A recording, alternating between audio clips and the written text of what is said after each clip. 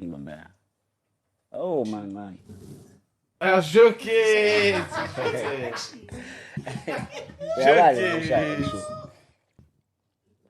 Okay. Which one is on?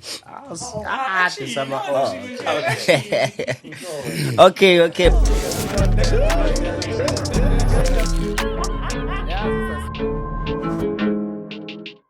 Welcome back on a Wednesday. In podcast sesibuyile lesithatha amajita. Sikhona sikanjena olova bami lapha ethi sikanje siphelele igama uAndile Ace wakangcobo. uAce Magashule uShulex Mesenot isazi mfethu kodwa hayi isazi ngokwelokishi isazi ngokukeleza nempilo esiphilayo. Yayizwa lo nto le. Lezo mfethu Ace Magashule ngiyazi bakhona olova ngihambe ngedwa njengenjwayelo lesithatha amajita siphelele. Bazointroduce abafethu ngendlela esijwa ukwenza ngayo nizobabona la nizobezwa abanye futhi siphathele guest namhlanje but ngokuhamba wesikhathi sohamba sinreveal ukuthi uba loyo yizo lezo Teddy Danke siyabonga Purple Shepherd lo sesikanje the Ins podcast that time again sesikanje much not the two place to be stressed imashi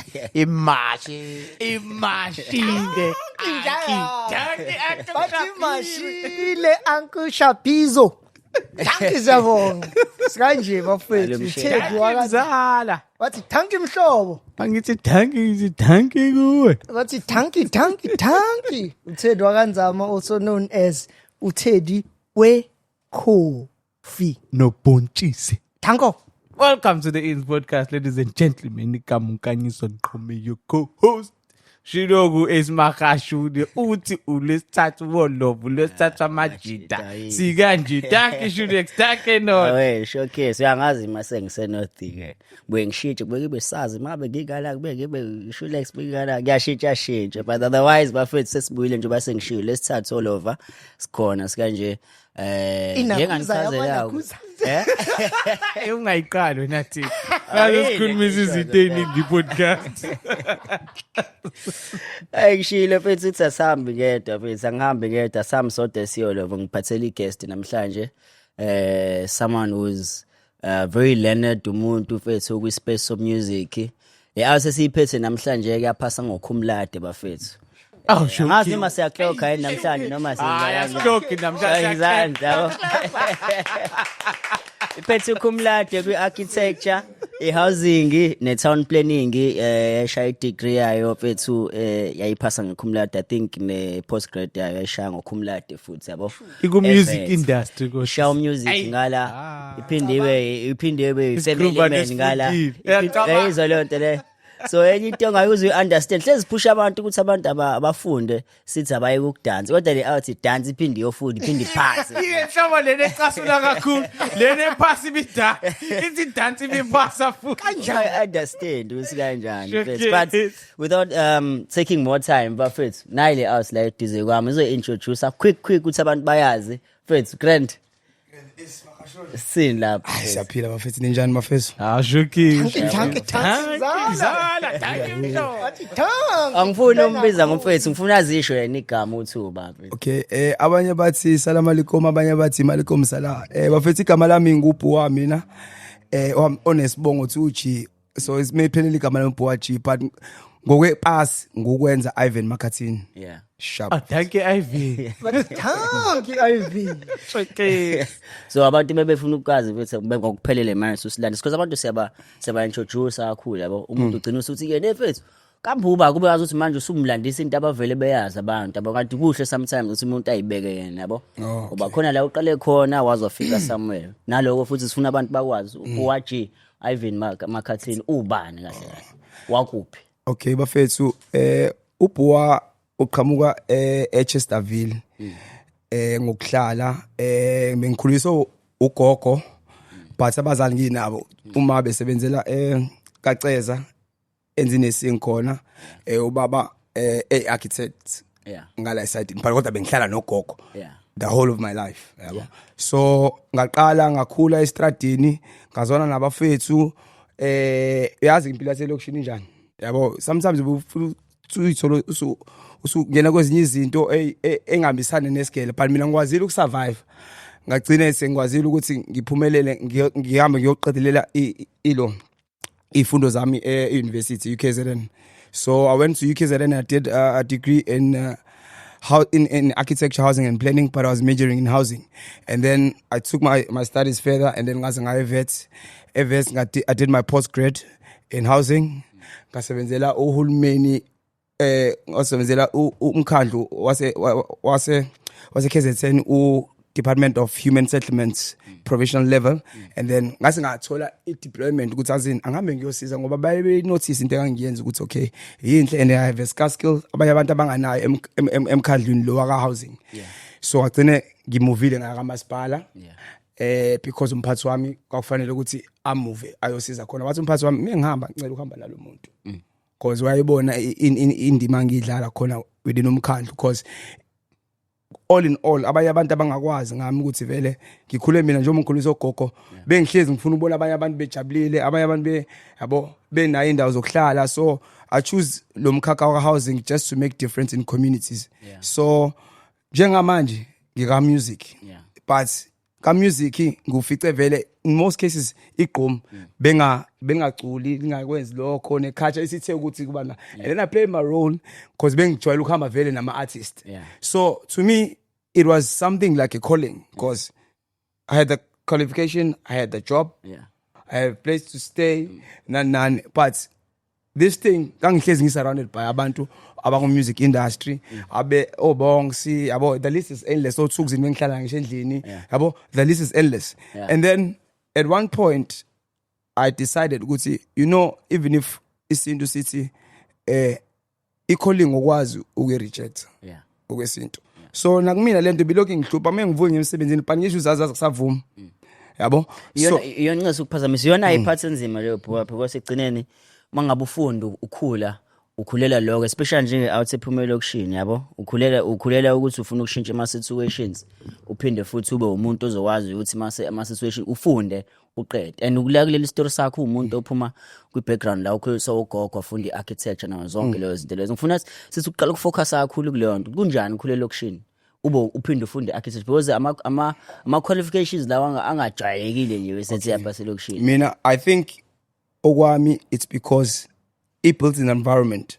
Ubaba wami we architects by profession. So bekuvele kuyinto engihlezilo ngiyibona ama drawings none. And then I started going to a trade school whereby high school isikole sami you had to choose ukuthi uyakwazi ukwenza civil technology yabo. And I started enjoy. And then I decided ukuthi okay fine now sengiqedile matric ngiphase kahle I have the qualifications angivele ngi-applyele lo mkhakha ka built environment. So that's how it went. And then ngathi ngaqala ke ngafunda and mengifunda futhi nami ngangayitshela ukuthi ngizoke ngiphumele mhlawumbe ngithole kuthiwa a certificate of merit or kumladi nani because even if honestly speaking ngangigroove why ngifunda but ngathi sengibizwa phambili I was hayibo ushakathini yabo wena uphuma number 1 bachazele bese ukhuladi uchaze ukuthini kumuntu oba understand my friends ngoba ukhumladi into serious yabo ayonto vele iphaswe ukuphaswa ukuthi ubhasa ukhumladi nomba yabo chaza ukuthini ukuphaswa ukhumladi ukhumladi kahle uyasymbolize lento ukuthi uyisiqenga ngasho kanjalo yabo. So angisho ukuthi ngisiqenga but I'm a hard worker. No mfethu mususropa bra isho nje ukuthi uyistenga mfethu ungalokhu ubahambula into engekho mfethu uyistenga kodwa akafuni kuthiwe yinet no bra ublind yabo bona odinet egroove iphiyambe yabo. I think mfethu ukuthi nje I'm a very hard worker. Yonke into emengiyenza ngiyenza because no music angingayitshela ukuthi ngabe into engakwazi ukuyenza because ngangakwazi ukucula.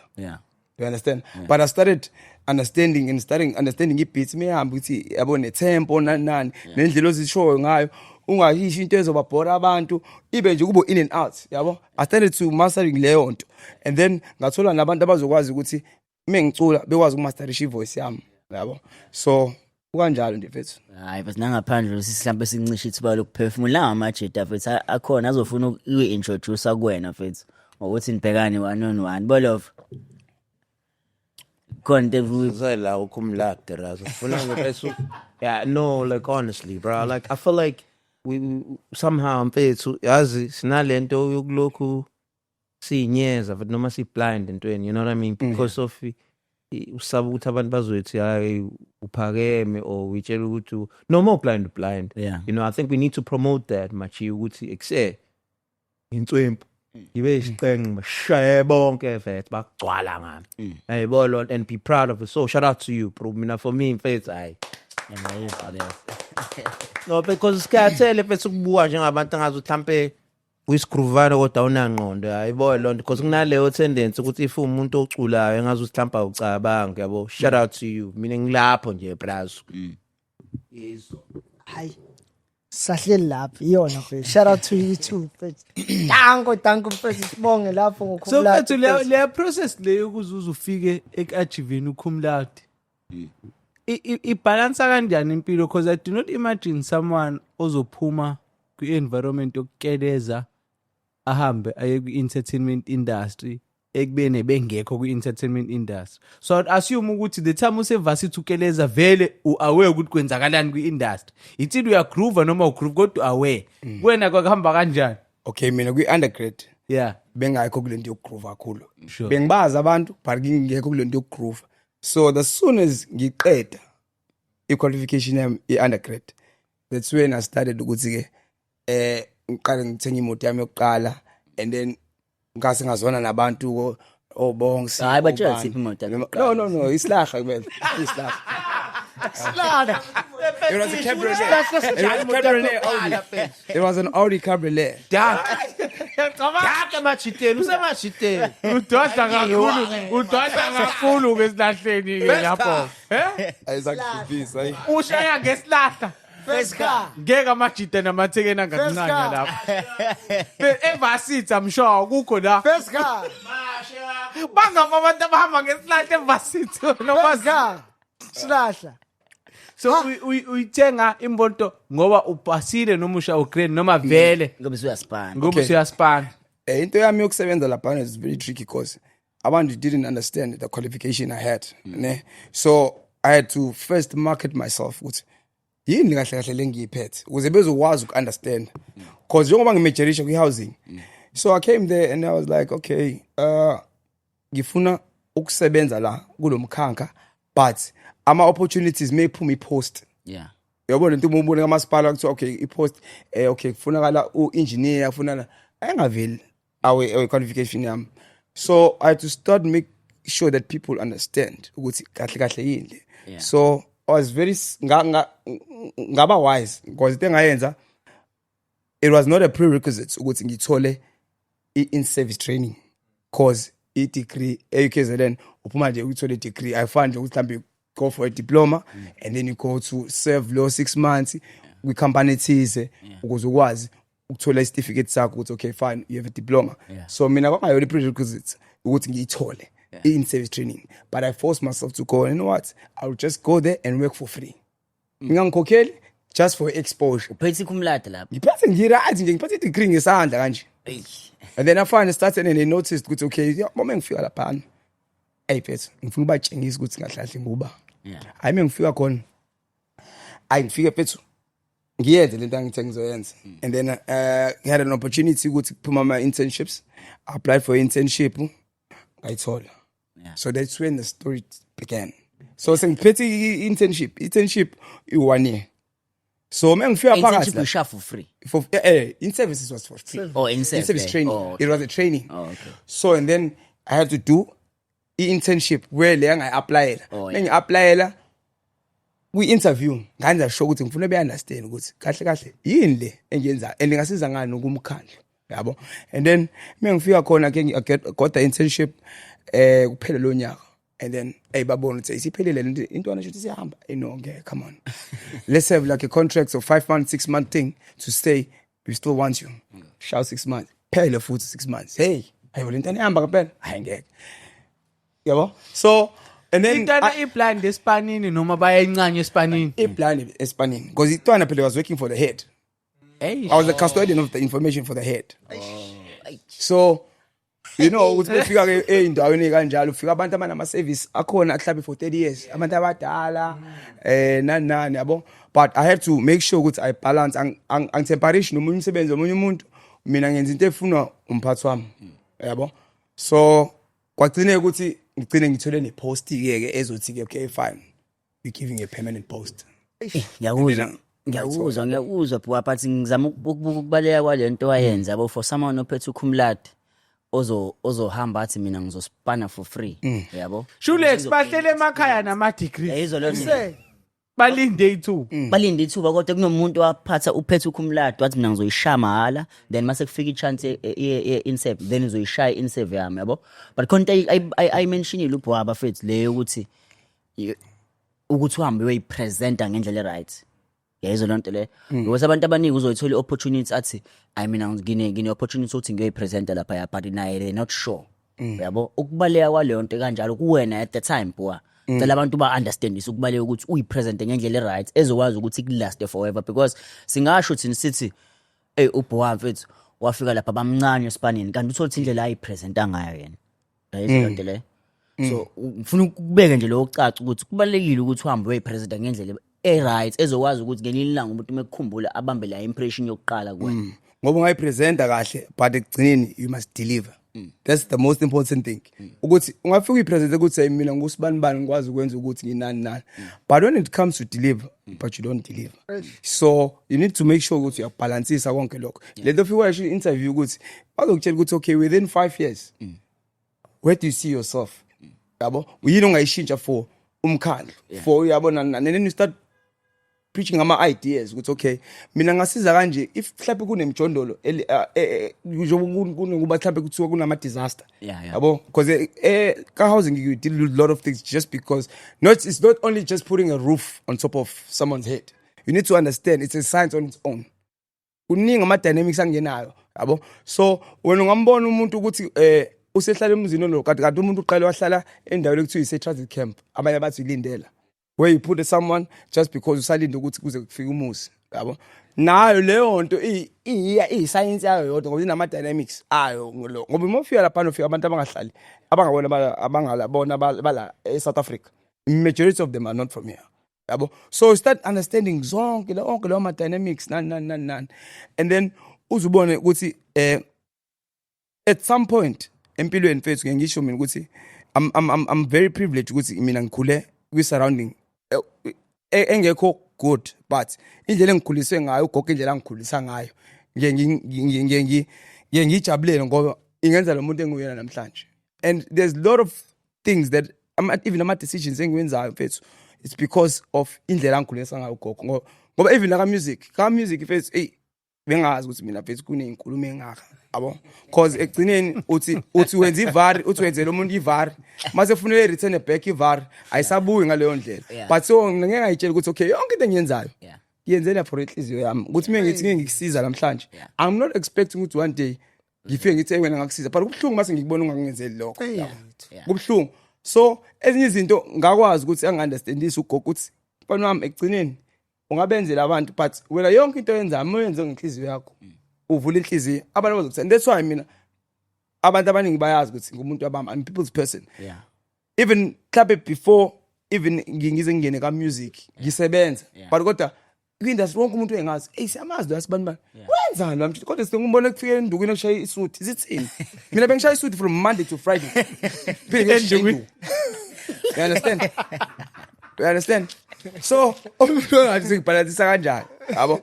So leyo nto nje mfethu engayisho nje. Ngoba mfethu sithole opportunities la ngazo ama realize ukuthi if uzothi ubusebenzela umkhandlu noma phela bakhulu lawo bantu yabo, and manje siwenza music sesisele igap yokuthi sikwazi ukunderstand le nto aduyichaza manje the informal settlements yabo, abantu kuhlaliswa kwabantu ezokuhlale kakhulu ngemikhukhu. Sesikhale kakhulu ke mkhukhu kuningi mfethu. And I feel like I think we can also like do justice in kuyona lo topic ukuthi usichazele kabanzi brazi ukuthi kwenzakalani lapha, you know. And the good thing is vela usekho khona imashe kamnandi.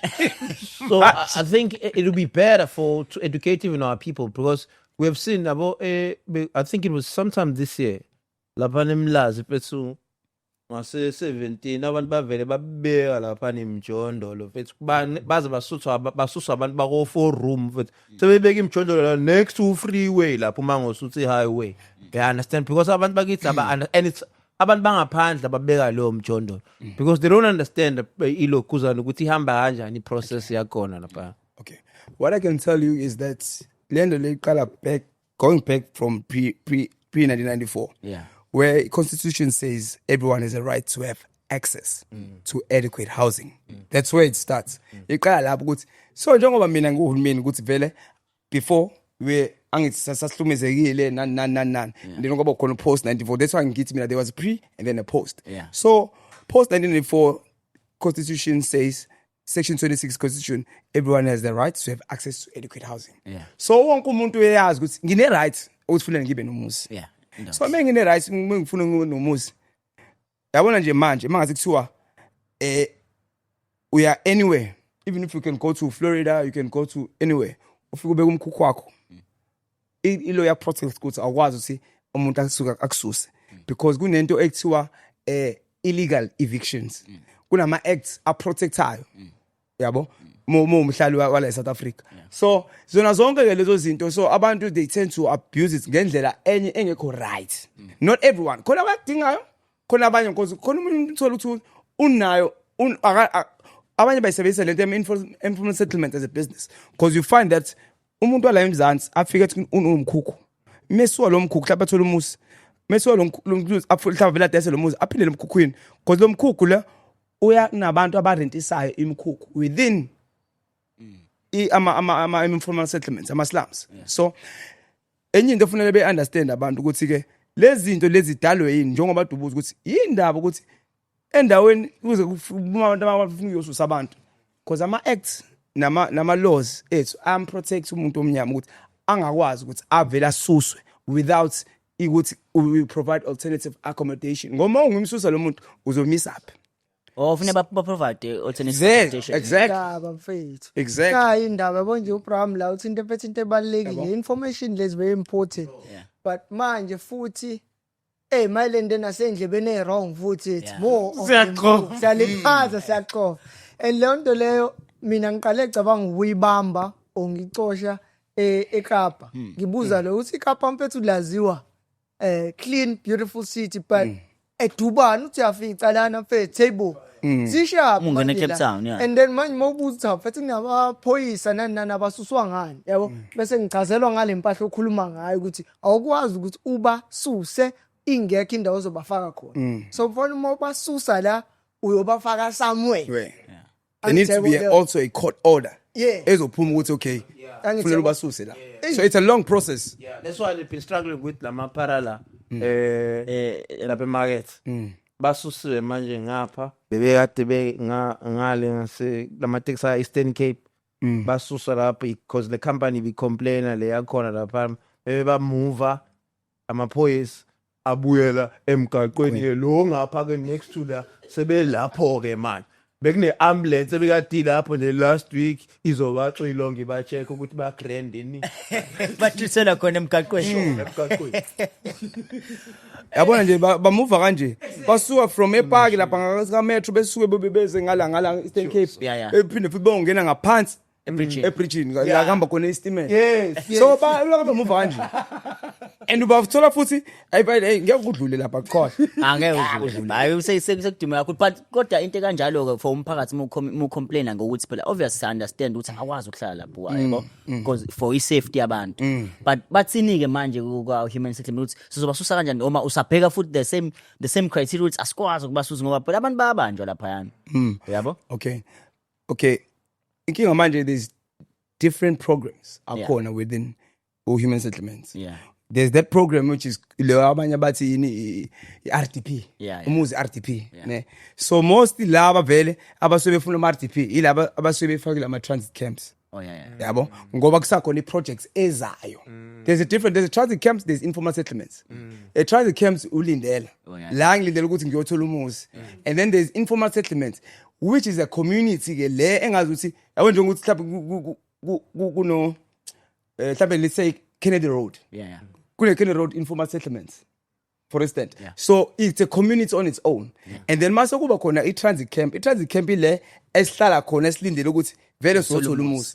But le enye angithi fike kube informal settlements, and then mekufika informal settlements, and then ukuthi in most cases uthatha ukubona lezi ndawo azikho indawo mhlambe le ezine topography flat uthatha uyibona like terrain lethe mhlambe steep na le ekuthiwa mhlambe ama demos indawo njengama demos where you're not allowed to build kuleyo ndawo. So they target those areas, and then once they target those areas, once base behlalile abantu bathola a sense of belonging.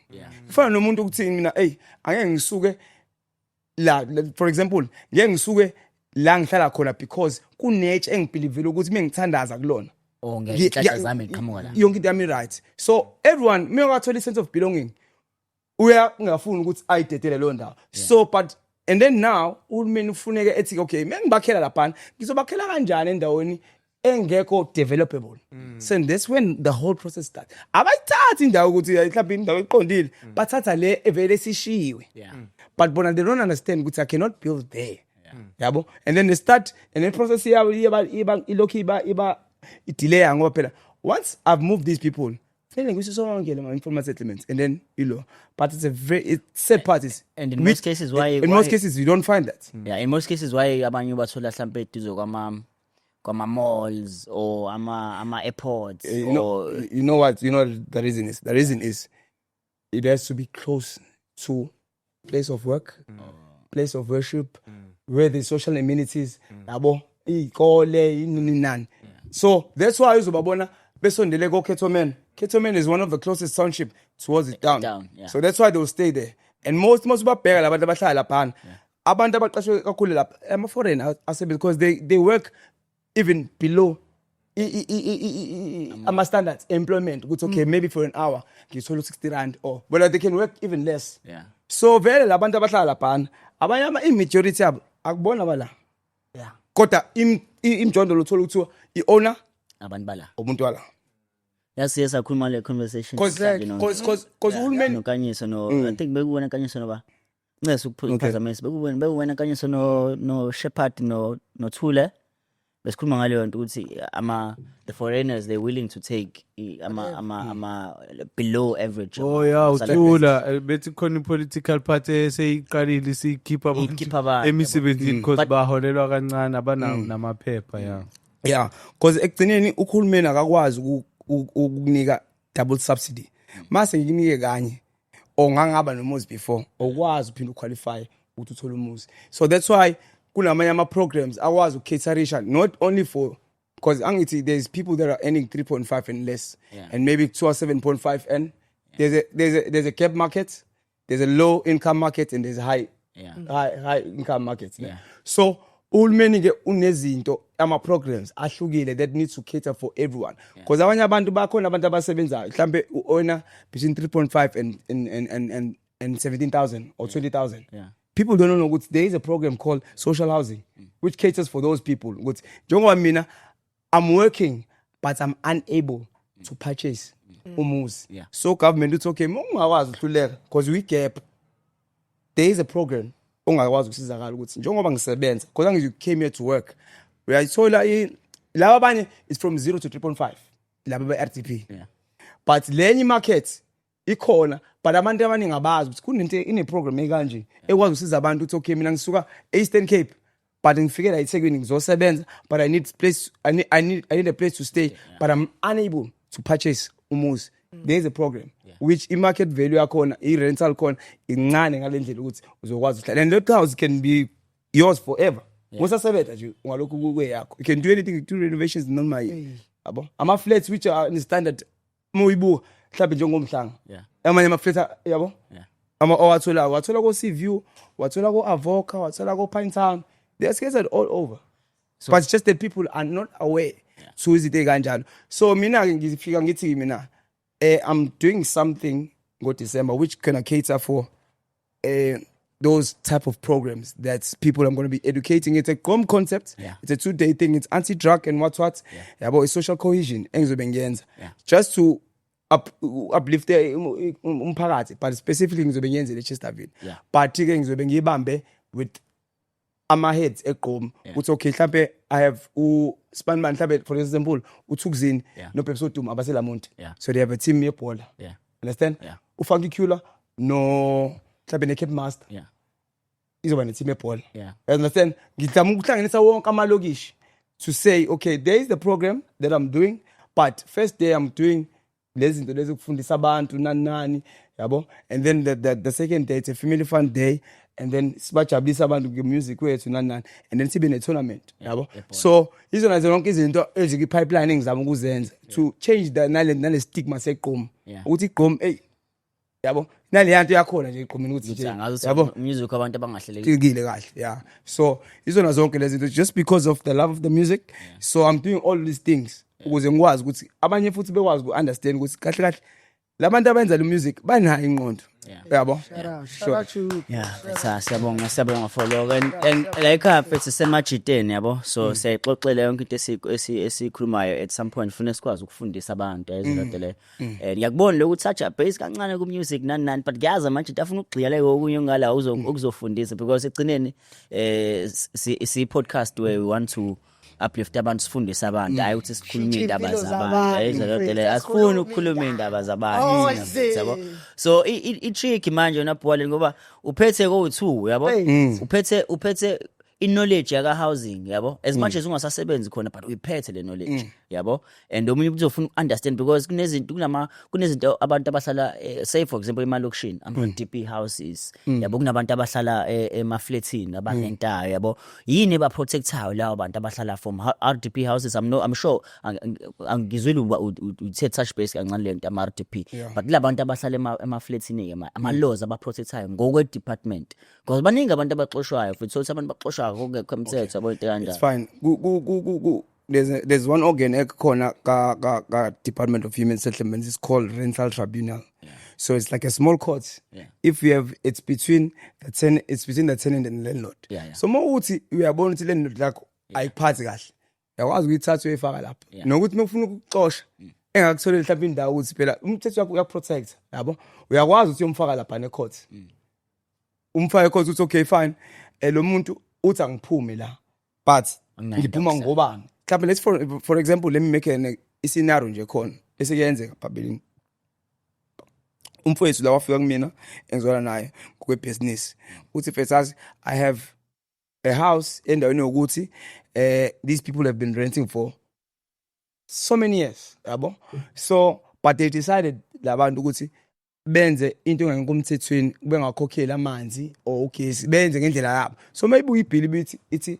mhlawumbe 100,000 ofunakalayo okweleta kumasipala mase ngithi mina phethu ngicela ukuthi ukhokhele imali ngoba phela wena uthi usebenzisa la yabo wena mase udecide ukuthi hayi ungithathe ungise court leya rental tribunal so then indaba yini mase yabeka ukuthi okay uSibanibani wenze njani noSibanibani yiphi into emprotecta ukuthi okay ngicela ngitshengisa ama proof yayo yonke lento so kahle it's like uyisuke court you prove ukuthi okay I'm not guilty ngalesikweletu nangumuntu okulo so ikhona indawo ukuthi rental tribunal ekwazi ukusiza labo bantu so mawuthi khona inkinga onayo oyitholayo no landlord lakho yakwazi umthatha uyomfaka lapha bona bazokulungisa bebe ne solution ukuthi okay i solution it's yabo uyakwazi ukuprotect ngiyayibamba manje from umuntu ke manje osuke because akuyona into elula leyo from umuntu osebenze office laka masipala athi umphathi wakho umepromote kuthiwa no mina ngizohamba naye lo mjidi yabo ngifuna ukumove naye to ugqoke isuit if it's every day Monday to Friday ini yakenza washintsha wa transition from I corporate work to lo nto suyenza ke namhlanje ngoba phela baningi abantu abahalela lento yenzayo phela into engayisho ukuthi mina phezulu ngafeel pressure kwabantu engiqale nabo sengibabona ukuthi okay if they doing it privately they're not going their routes ya public leyo okwazi ukuthi usebenze ube official izinto zabo ngiyayibona yabo and then nami ngasho ukuthi ayiphethu mina I feel like I can even do better than because I know ngiphuma phakathi kwi system ngiyazi ama protocols ngiyazi yonke into let me just try and balance le ngoba phela music benguthanda yabo but I didn't know ukuthi ngizogcina ngiyithule mina ngiyi artist myself because iyaqala funny because at first qaqala ngenye ingoma nje yathukuzini yasesembilo yabo la ihlala khona ne studio khona sidlalela nje siyabo jokingly let's find your corner yabo let's find your corner awugcina efakini yaqala le nto yangilandela ngisasebenza angayiziva futhi ayi ngathi mina ngangivezi nje phethe awuvuma umsebenzi ukuthi ngivele kwama video nani yabo because I work for the government.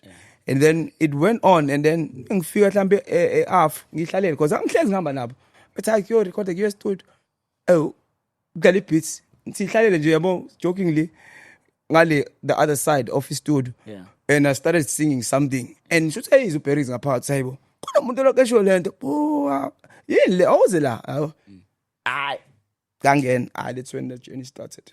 Music. Yeah, qala kanjalo. Hey Bearings inendlebe Bearings. Hayi very. Ikulanda leyo hlele. Ikulanda leyo ukuthi khona into ekhona lapha nilethendwa umuntu.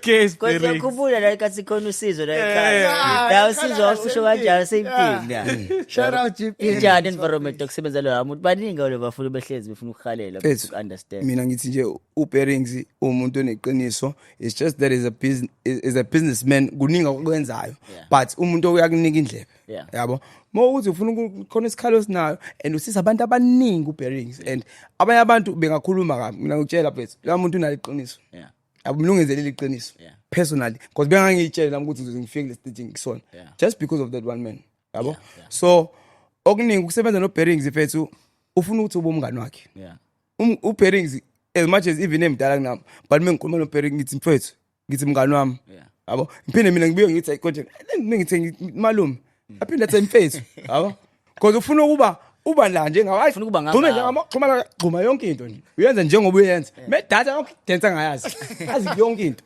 yabo so umuntu Mfethu I make sure ukuthi ufuna unibe ifamily yabo but at the same time isikhathi sila kasithuli because la igoli la iThekwini igoli la iThekwini but mekhona senza sure ukuthi besingana magig siyanisho ukuthi sihamba so support uBearings mhlawumbe siyo performa naye noma nani naye futhi mengalo uyakwazi ufika uzo support yabo so kubambisana nje Mfethu yeah. And then from umuntu because obviously phela nawe nekhaya futhi yabo mention isukhuliso ugogo from umuntu ade sebenzayo I'm assuming mhlawumbe uyiprovide ekhaya zonke lezo zinto kanjalo yabo nogogo ukukhulisa lofuna kumnaki yabo from ukusuka ku music ne 9 to 5 ubekade uthembeleke ukuthi hayi month end ngine show to now trying music utransisa kanjani nasekhaya bakureceive kanjani kuyona yonke le nto le kanjalo Mfethu into engayisho ukuthi I've been doing that for so many years yeah but it's so sad ukuthi my gogo is late and then into yami yasekhaya Mfethu deep kakhulu ngoba ngikhule vele nginama siblings awu2 and nginosisi omncane nginobhuti omdala but ngihlala nogogo and it so happened ukuthi ke kwathi nje Mfethu kushona ugogo kwashona kwashona umalume kwashona kwashona ubaba bashona bonke ngaze ngasala ngumuntu oyedwa nobhuti wami but ubhuti wami ke so happened ukuthi agcine eshadele eAmerica so wathola uloya umfazi wakho nje uyiAmerican citizen man bamove abantu ufana umuntu selwe so umuntu oseliyedwa nje nosisi wami so ileyo nto nje ngibhekile and party ke I'm responsible for amakhaya u3 ngedwa yabo so izona zonke izinto ezenzakalile empilweni yami Mfethu kodwa ke Mfethu it didn't break it didn't make me the person I am right now yabo so akekho into engakhalaza ngayo but ukuthi nje Mfethu ngiqine ngikwazi ukunderstand ukuthi you can still ungakwazi ukuphila futhi without even because manje angisakwazi ukubela back to anyone to say okay into kanje ilungiswa kanjani because phela mina ngigcine ngiyingane and I realized that today boy I'm actually the man of the house of all these households yabo so ezinye izinto kanjalo so within those 3 houses who's there now there's no one no kuna cousin wami khona kodwa and then the other one I'm renovating and the other one is for rental. So manje uxolo nje ukuphazamisa chef wena Ace manje bra wami makwenzeka kanjena manje udila kanjani nayo yonke lento ushonelwa abazali ngalindlela enza ngayo ususala wena nosisi wakho nobabili udila kanjani naleyo nto le nale pressure leyo ufuna ukubalansisa nomsebenzi bengekho lula but I think music udlalela indima because every time mina bengise studio 24/7 mangifuna nje ngise studio la ngihlala khona kune studio benginje ngini ngise studio mawufuna ungifica zongifica studio. So I think that healing process ingisizile le ya music yabo when it happened. So that's why ngisho ukuthi mina lento ya music for me ibe ngazi ukuthi i calling because wonke umuntu mina bengaziyo ngomfana gogo yabo. So that's why ngithi mina ugogo uyidlala indima enkulu kumina ukungenza lo muntu enguyena right now because vele ngikhule vele abazali ngingababona eduze kwami nginaye yedwa yabo. So the same principle engizama ukuyisebenzisa ngisebenzisele from usisi wami and then akayithatha ngendlela right because wagcina ese yabo sengahambi kahle ngokwelo gcina sezizinto ezwrong nani but ngakwazi ukuthi ngizame ukudlala indima ukuthi bethu sesiba u2 papa it's either uyaphaphama noma uyogcina uyithola sekwenye indawo la ngeke ngisakwazi nami ukusiza kuyona but nama akukho lula yabo. It wasn't easy so but I tried and ngigcina wa right manje. So right now right siyasebenzisana naye. I'm trying to put kwizinto izinto zami ze business because I'm not focusing on one music. There's a construction side of things that people don't know about me. That is I'm ngixoxa ngayo yabo. So that I'm doing that privately. ufuna ukuphefumula kancane bese ngisitshela Yeah no ilo sengiyazi ukuthi nakhona ka construction ngwazi ukuthi khona it's fine music ukwazi ukudelays ungibamba because I invested a lot of my time kuyona with construction and my education. So return on investment ibalekile ukuthi angikwazi ukuinvest into kodwa ngayibona iprofit yayo ukuthi yini yabo. So same thing ku music. Ka music iya delay yakhe. I-ROI ya music it takes forever.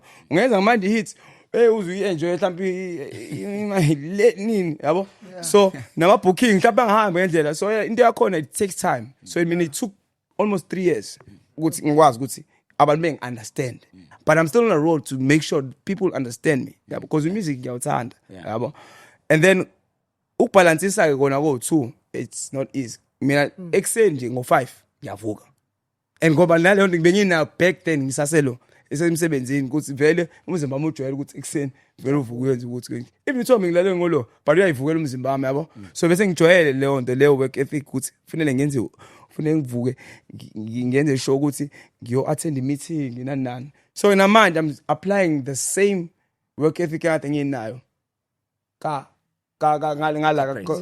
corporate ngizama uapply ngala. So that's why ngisho mina ngiyayibambela yonke into from shoot a video from yonke into ngiyazenzela mina ngedwa.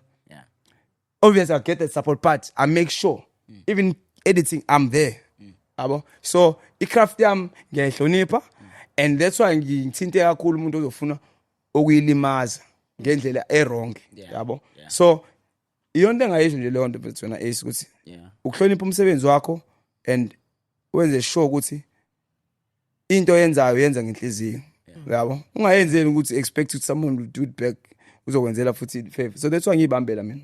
Yeah. Without return we expecting ukuthi uzoyibuyisa ifavor njengoba wayenza again. So before nje mfethu askisi ngathi kubuyisele emuva usuvali njengoba uAce umzwelesho na eli ukuthi thina ke la mfethu i-podcast yabo ukuthi sikhulisane stuff. So after lesimo udlule kusona and stuff, so what would you say komunye umuntu ukuthi to deal with nalezi zinto lezo odlule kuzona and you still here standing uphusha lento ephusha njengamanje? What would you say? What message would you say to that person? Because yazi enye into abantu bayitshela ukuthi ngoba nenza music kanje mhlawumbe namatsha nithinteke yezwa or abanama emotions or akaphumi ndawo lo muntu uvela waba yilobhu osenomwenza music umngoma zakhe seziyaziwa or ophuma ophila le lifestyle. So ngemuva unamuntu yabo. I think the thing I show me there's a lot that happened behind the scene. That I can tell you. Ukuthi kuningi ukunyathelana, kuningi ukuxhophana, kuningi ubukelemu. I can use kuningi yamaningi amagama engawasebenzisa ukutshela ukuthi akukho easy. But ekugcineni it's just ukuthi fethu uma ukholela kwinto and wazi ukuthi fethu lento yenzayo uyenzelani. Mina mengenza lento ngenzayo first thing even nama dates move lo hlezi wabona anginayo lento yokuyiclaima into ukuthi hey liyanto yaqala ubhuwa. I'm not that person because that's why I always say no lento siyenza sisonke. Yabo? But abanye abantu abazi bazokutshela iqiniso. Ukuthi okay this is ukuthi abantu edubani badansa umdanso wabhuwa ngeke bazi ukuthi lama step abashaya ama step akho manje uShepherd ukhaleli ukuthi uhambule kakhulu inkinga yakho but athi kumele bazi abantu ukuthi njengoba beshaya lama trend no into engayisho fethu at one point umuntu engisebenzisana naye wakwangitshela something wathi fethu you know what I'm sorry to use this language what's claim your shit. Hayi usendaweni right. It's very important. I mean, what's claim your shit? Got some fine. I'm going for an interview at Kakasini, and I know they're gonna ask me these questions. Okay, this is what who started this dance move, you know. Angifuni but that's why ngithi mina into angifuni ukuyibrand as ukuthi ophuwa. But mengenza into usengenza ngoba ngijabulele ngiyidansela it's so happy ukuthi abantu bayithande. Yeah. Njengoba wabona la khona manje isengenza ngoba ngijabulela abantu esengihleni nabo but kodwa vele idance it song because mase ngikubuza manje ukuthi kwase yaba akwazi ungitshela so those type of things so happens ukuthi khona social media manje no TikTok nani sebeyakwazi ukuthi hayi mina I first saw that video for example a dancer it's kanje but I saw it on that person umuntu ethi mina yami so kwazi we claim alone ukuthi yabo so at some point like for instance ubonga sofela ikwara you understand so ezinye izinto I copyright asizenzi zonke lezo zinto because mina ngisengenzela ukujabulisa abantu it's not for me it's for us yabo so iyo into engayisho nje leyo mbra wami this hayi shuthi kusaqhubekani ukuthi khona leyapahla la uthethe egeje khona so it's fine isikude kakhulu ibiyona yabo kukhona yabo last week le episode last week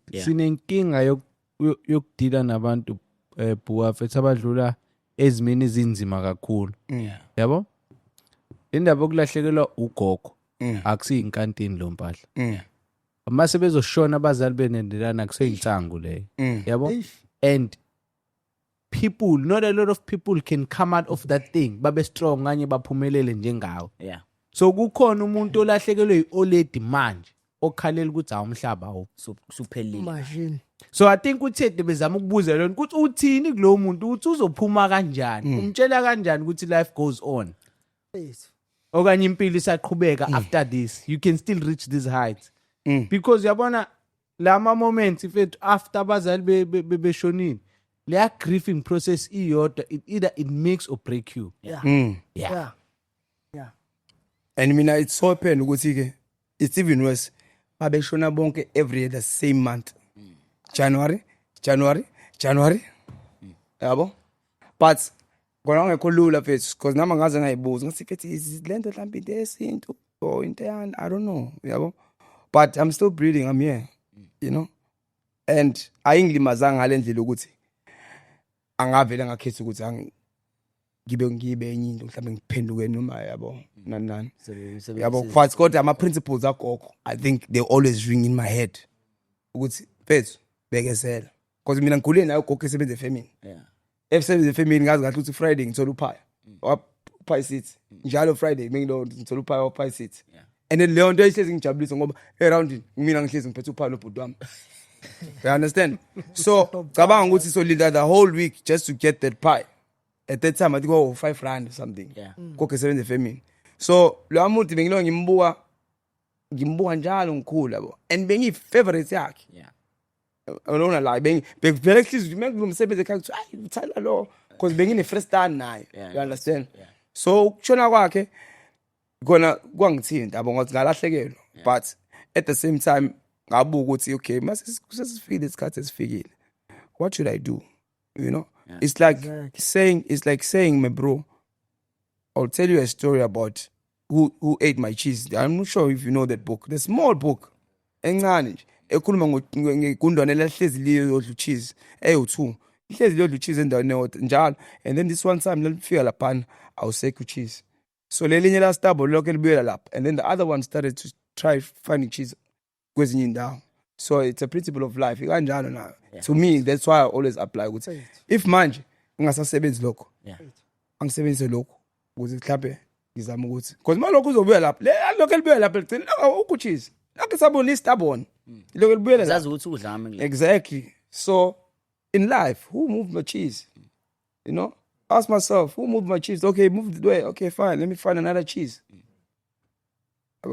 So ayikho nyasiphendile Ayikho. and the reason why also bengibuza lempahla mfethu lempahla leyo odlule kuyona into nami ngeke nga experience year after year ya kanjalo mina but also nami it's the same principle ukuthi mfethu life goes on angithi yabo mase kushaya isikhathi sesishaya isikhathi noma kuthiwa mfethu kanjani angithi yabo le we lose good people we lose bad people we're gonna lose people angithi isemhlabeni but ke uzowenza njani uyahlala phansi uyakhala till when ubani uzozaza kwena azopick up angithi yabo you need to make things happen angithi yabo babe khona abasifundisile izinto thatha ama principles fethu thathe nawe into zakho hamba ubhanda fethu wenza izinto zenzeke shout out sharp. Danke Shodex dlula fethu Right now, sikhalisa abantu emakhaya. Thethu sefuna ukukhalisa abantu emakhaya. mfethu sorry nexolele Right now Puwa Fethu ukhiphile yabo still MKG namajita uDanky Boy uGold Max Black Junior abakhona imovement eqhome yaqhubeka yabo Siyamajita siyafuna uunderstand leyo nto yabo mhlawumbe ngasitshela kancane ngale EP yakho batshela abantu ngayo then usunderstandise le culture eqhome sibona imove manje Okay, last week Friday ngikhiphile still MKG njoba ngitshelile ukuthi ngumfana kaGogo. So MKG is mfana kaGogo. Yeah. So I'm still mfana kaGogo. Awushuki. So ikhuluma ngokuningi nje album yami mfethu the first track ikhuluma ngasilalanga yabo. Yeah, saphenga wayizolo. Umunye uzoapply ngendlela apply ngathi nokade usebenza nje uma usebenza kodwa usamile usazama ukuze kuse ekseni ubhekile uma kade udansa usabhenga wayizolo sayibambile yabo so ngilona nje mfethu nizo understand but I movement eqhoma mfethu I think iyazama ukuthi ibuye manje right now because vele into yakho na visithe and then sesazama ukuthi njengoba sifika thina sifaka ama lyrics sifaka ama lyrics sifaka ukuthi icula ingoma into ebingenzeki iqhumini so that's why namanje ne radio siyakwazi ukuthi accept ukuthi okay awunabo la bafikile balo yabo and the movement is not movement for a specific individual mhlawumbe uBuwa or usibanibani or usibanibani it's a group thing so yonke le mothatha ubhele izingoma so ingoma uthola ukuthi mhlawumbe nabantu aba 6 engomeni. So it shows ukuthi lento fethu it's a movement ingoma yethu sonke yabo yeah into engayisho nje ngegqom but ukubambisana khona abafethu I movement yethu ngicabanga ukuthi mase ngayi protector nje ukuthi singafuni ukuthi sifuna ukuthi ubani usibanibani asiyenze njengoba siyenza sonke njenge culture because igqom siyaliphila thina mebro yabo siyaliphuma siyabonga kunindawo ekwazi ukuthi sis accept la eThekwini ukuthi sikwazi uphusha igqom for instance indawo njenga omunye umuntu ngathi hey le ndawo kaMashi London London but let me tell you something that's the place where we do all those dance moves that's the place we doing all those music and when we teach aba underground abangaziyo so ezinye indawo efana na light down like for you khona over Friday to okay it's gqom night yabo ezinye indawo they starting to understand and accepting ukuthi okay le genre laba fethu ikhona and abantu bayayithanda yabo and yabadansisa abantu fethu all over manje so ngasho nje ukuthi I movement yethu fethu nje sibambe kahle and nje ngicela ukuthi nje siyibambe nje kanje sibe ndawonye ukuze so wazi uqhubeka siya phambili because if we are united we can win bafethu yabo bekunesikhathi la ipiano beyidalela khona yabo isikhathi esiningi kakhulu futhi yabo and bese lingena le ndlela ukuthi mawuqala udlala uthi udlala igqom bavele baxwaya abantu yabo so ngibuza amajita mhlawumbe ongimention uBoy no Gold no Black Junior because abanye abantu nje manje mungena social media ufica bona kakhulu yabo nawe futhi uyaficakala nama dance moves akho nawo nje wadubala futhi ekuqaleni yabo so ngifuna ukunderstand ukuthi lawo bantu kwi movement including yourself yiphi le role engake nidlala because siyayibona iculture yanyunga yabo asidlala esibaningi ngoba phela asikwazi ukukhohla abanye abantu abanjengo captain oMgilane yabo they've been there and they've been protecting into esiyenzayo yabo and then kube khona namanye umuntu ongasho ukuthi okay mhlawumbe uyi underground or what abakhona abayi understandayo le sound yabo So it's basically very njengoba abanye ubhojo bebe keep it, it's a new wave thing, it's a new gom kwabanye abantu Yeah. because the sound is a bit different than it because it's mothathu we understand in between igom no 3 step Yeah. le gom ekhona manje because yaculwa and futhi ne BPM yakhona ayijaka kakhulu so nje fethu ngasho ukuthi fethu a lot of people are playing ama roles abo ukwazi ukuthi si protect yona lo mkhandlo siwona lo weqom so akekho umuntu nje oyenza individually so omunye umuntu uzofika ke dance omunye umuntu uzofika nge host kanjani yabo it's a collective thing and people are starting to notice it yabo and bese ngasa notice indaba yeqom ngoba uyasho nje now buthi uyafika clubini uzidlala iqom kuthiwa weve lobuka nje but right now it's the other way around modlala le ijandre kuyaqoqwa kuyasukuma but you see we are one I understand angisho ukuthi ngikhuluma ngami ngenye ijandre no I'm just saying ukuthi izinto ezenzakala people are always have want new things they want change because they get tired of listening to the same thing yabo Ngangakhuluma nenye out yangitshela ukuthi umusic noma genre iba ne lifespan at least ya 5 to 8 years yabo and indlebe yaqala ikhathala yabo so lento mhlawumbe ifakazela nayo lo ukuthi mhlawumbe sekuyisikhathi la abantu befuna khona i-change ngempela yabo exactly and wathi kumina mangabe ukumusic ufuna uunderstand ukuthi umusic awufiki kuphela as ama instruments there needs to be a culture there needs to be a lifestyle yabo and of which ngifuna ungithatha ungifake lapha lifestyle yenu ne culture enifike nayo nayifaka yabo ngibone kakhulu social media yakho uhamba namantombazane yabo around wena there's so many people abazama ukudansa ama dance Uthini man? awuyazi ingane awuyingane let him cool uyazi ngikhuluma ngayo ingane ozona is sometimes amajita buya hate yabo so ngibona otshela hala manje imali sometimes amajita buya hate yabo so ngayibuka mina lithazini but amajita hate let me just say Pretty Girl loves gqom ne and then I come up with a concept whereby I'm just focusing on girls that love gqom yeah so if I'm focusing on girls that love gqom obviously when uzofuna ukuba indaba wena umjita ongafuni mina uzofuna kodwa ukuba la ngoba ngiphethe amantombazana so it's a concept that I have created so nje mabona mina ubona Pretty Girls that love gqom yeah and futhi ayifuni ngami leza ngane ayifuni Tako Siphethe imali Pretty Girls love gqom ukuthi yalumana noma akalumana okusala hayi lapho so semjolo lokho phela awazi ukukhuluma nje asiphethe ankele endlini kanjani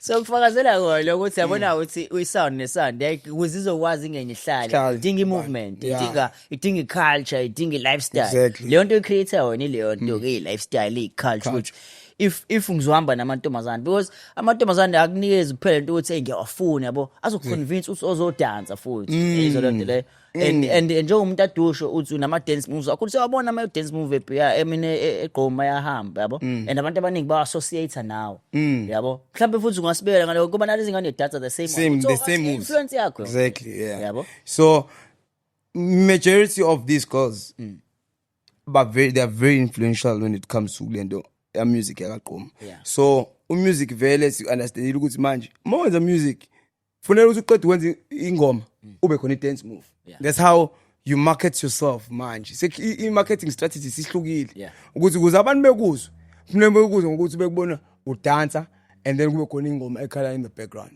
and then kube khona le dance move that's the whole principle ekhona manje and that's how I'm using that nami yabo so zona lezi ngane zivele dansa ama dance moves ami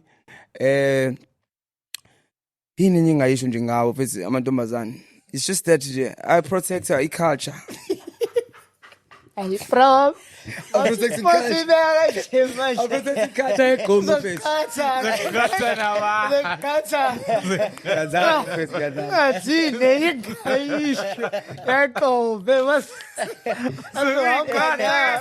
I protect the movement bafethu hey more than amajita serious because bona they willing they gonna genuine bafuna ukuba ipart bafuna ukuba associated to le movement ekhona yabo and ba ne role abayidlalayo and it's so funny ukuthi angaze ngithwele ngisho a very few people that I feel bathi fethu sifuna ukupushisa into yakho but I've been getting ama DMs I'm getting messages because I want to be part of that movement of Pretty Girls that love gqom wenza njani mafuna ukuba khona. Uthola But I've never been getting that from Amajita. Uthole machirini. Ngithola amacherry.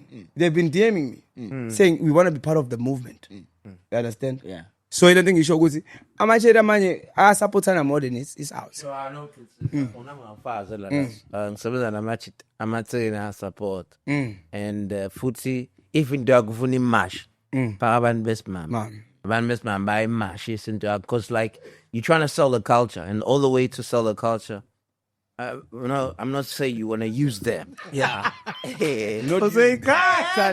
but they are good in terms of selling the culture. Because man, I'll be honest with you. If anything, bro, you want to sell something, it does. Abantu besimame noma ingane izokumasha leyo nto yakho. Amachita awathengi norandes khona matseke. Exactly. Yeah.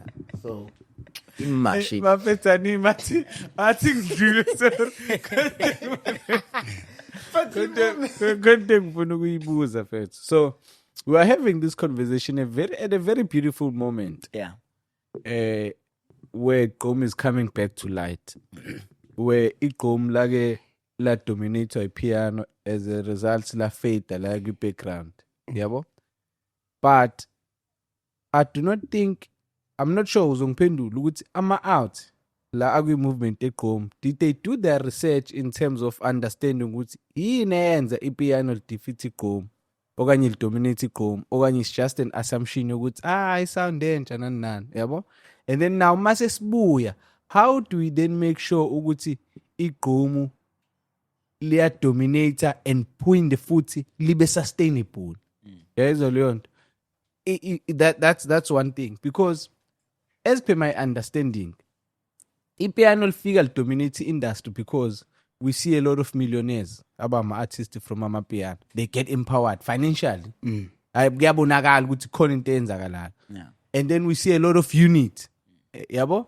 From there futhi bese understand ukuthi ingoma zamapiano bezenza abantu bathenge utshwala thizeni because abadansi ngendlela ezobenza bathenge utshwala thizeni kuma event na kuma clubs. Yayizwa leyo. So for example umuntu odansela ipiano akabamba ubhiyu associate nabo champagne nabo, that's why bebethanda kuma event. That's why ama event amaningi be promoter lokho, because it's also loved by my sponsors because of that. It promotes that lifestyle. So now must promote iGqom nomdanso kuphela. That means mina as umuntu on a club mangithozani nizoshaya iGqom therapy kusho mina nizodansa nje la nizanga kuzothenga lobutshalo usithatha isikhathi sokubamba champagne ibisho iGqom. No, but it's more dancer need to get dehydrated and then you need to put into ukuthi ukwazi ukuphuza. So I think lapho ungasho ukuthi fine association none. But ekugcineni I think ibalulekile more than anything ukuthi ishone phambili intweni unit yabo. So mengekho nje division and then we work on units and then you find people that will support that movement yabo. So all these sponsors njengoba bekwazi ukuba ba supporter as one as a whole. Okay mhlawumbe okay let's say okay mhlawumbe li record label le enama artists wonke. So obviously vele yonke even if you inject ukuphori wenza sure ukuthi wonke umuntu uyalo yabo. So ezinye izinto kanjalo ukuthi nje first there need to be unity and kube khona ne support esitholayo from ama sponsor, from ama club, from ama festival, from ama events yabo. Mengazi kube khona kanjalo and then people will start understanding ukuthi ngempela right now yonke edandisa abantu. Yeah. Yabo. But the point that he's trying to raise, it's very important, and I think he's better, like moving forward, because his sound now, bro, is back, and not only in South Africa, even globally. Like you go even on like TikTok, Jobas Kulum. Most of whenever you scroll, you're gonna see it being played everywhere. Yeah. So I think it'll be very important for them out, even with this conversation, Wuti, to go back to the drawing book and look at it and see Wuti. This is what this guy did with the PR, and it worked for them with selling lifestyle and culture. Yoguti, champagne life and whatnot. So hence, my companies, La Petro, all these brands of alcohol are fucking you. Yeah. So now, if Amachita man, there's a shy gomla, pana elo, kuza uze I understand, but still in you, I again. That's going to be a problem again, because we're gonna go back to the same thing. Even now underground artists like rap, which I know, so pushy underground, but you do because you need money, as an artist now to make sure ngalesikhathi fethi into yakhe imasha ngakhona inyuku uyayishaya yabo. So I think it's also a very important conversation that guys need to have right now, especially right now since lempahla iphinde yabuya again. So ukuthi how do we make sure now ukuthi lempahla mase siyicommercialize ngempela ke na ishayela imali nathi, and all these other brands abona ukuthi kumele siyifake inyuku la, beside nje ukuthi hayi iyadansisa lento kuphela, but also the culture itself ukuthi is it worth it ukuthi sifake inyuku yethu la. So I think it's a very important conversation that guys needs to have, you know.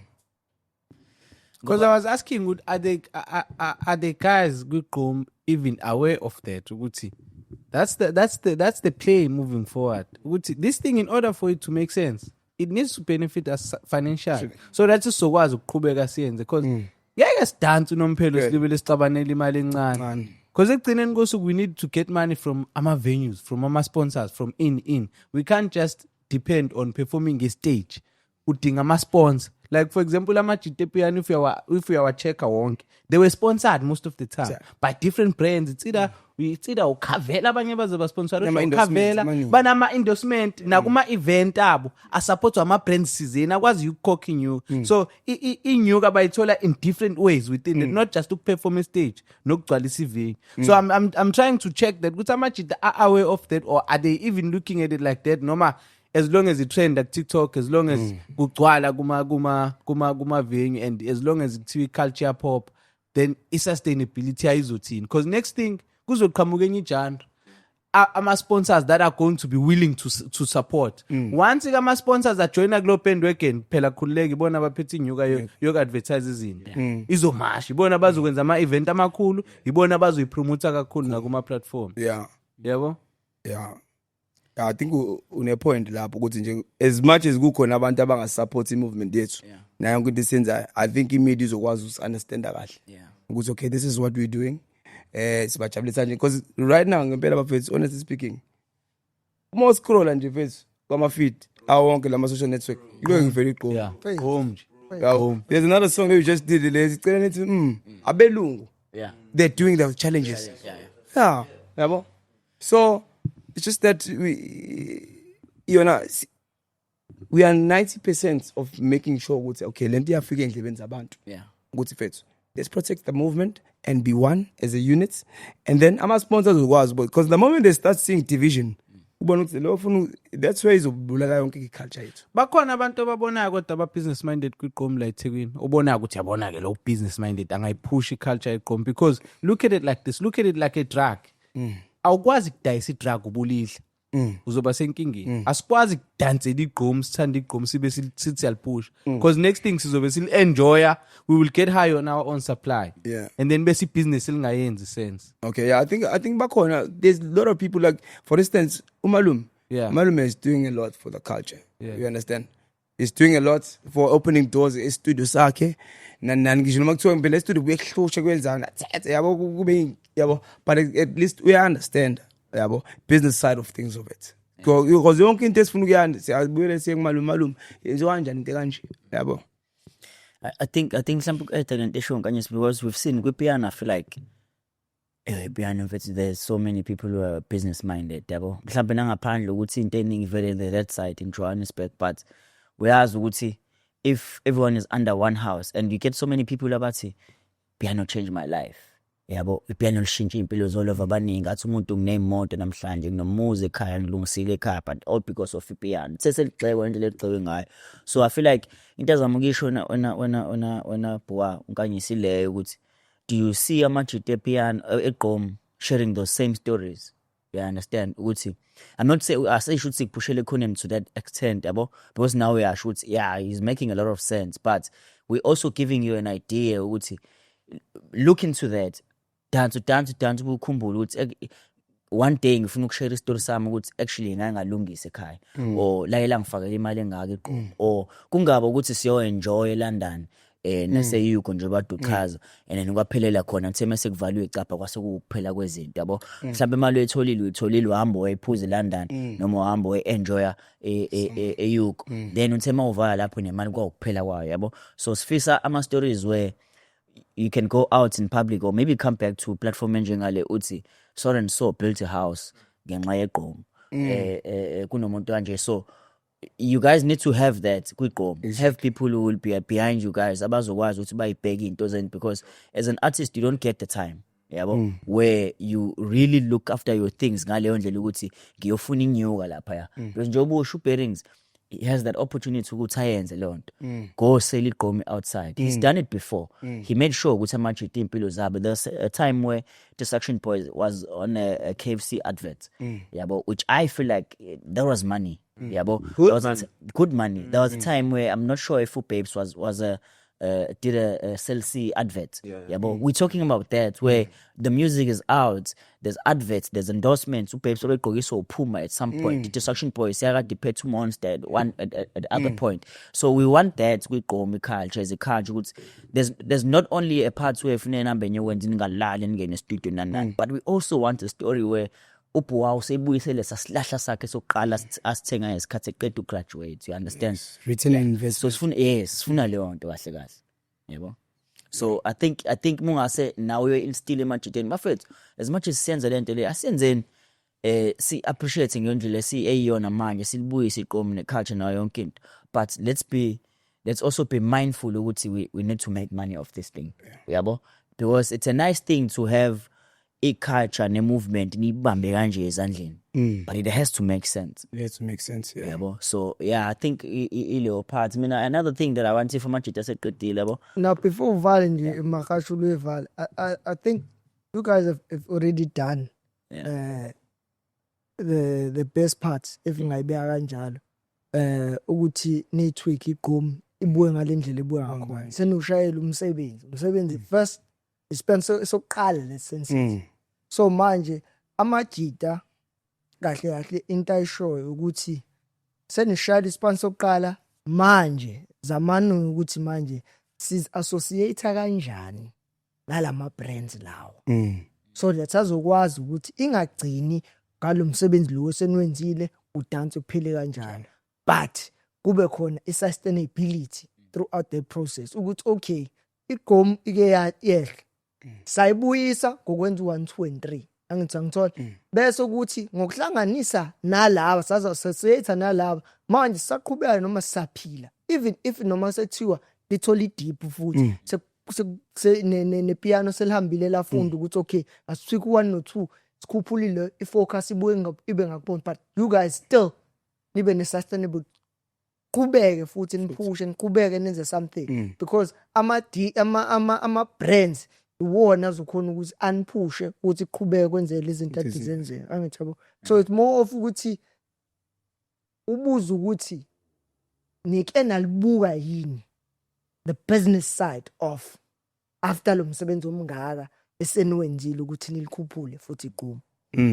Yeah, sike sakubuka phezulu lokho njengoba ngisho ukuthi nje fethu ukufundisana, because mina bengekho kwiqom for so long yabo, so ngifikile nami ukhona ama dynamics akhona nani nami ngazama ukuthi ngiyenze indlela engikwazi ukuthi ngisebenzele ukwazi ukungimaintain as much as sithi isikhathi sami esiningi ngicine senje singa productive ngalis other side of my business side of izinye izinto from construction yabo, because bithi isikhathi sami esiningi. So ekugcineni but izinto kanjalo sikhulumile and we engaging namanye ama brands ukuthi si dice ukuthi okay this is what we're doing. For example uYeka Master wenza lento le ini konje lento iqom what leyade benza. uYeka Master has been promoting lento le about benza for iphathi yamgilani lapha eLondon. Yeka Master and Spotify. I mean, I want to say Spotify. So Spotify has been noticing that. So they've been doing my events around Durban just to support the movement. Yabo. So khona say igama letheli khona kwabantu. Yabo. It's just that it's a matter of maintaining nokuthi siqhubeke esiloko esibanika nje umsebenzi omuhle bafethu. All okunye nokunye sokubona phambili. But ke kodwa lo ma engagement asekhona sesisaqalela ukwenza. Yeah. Sure.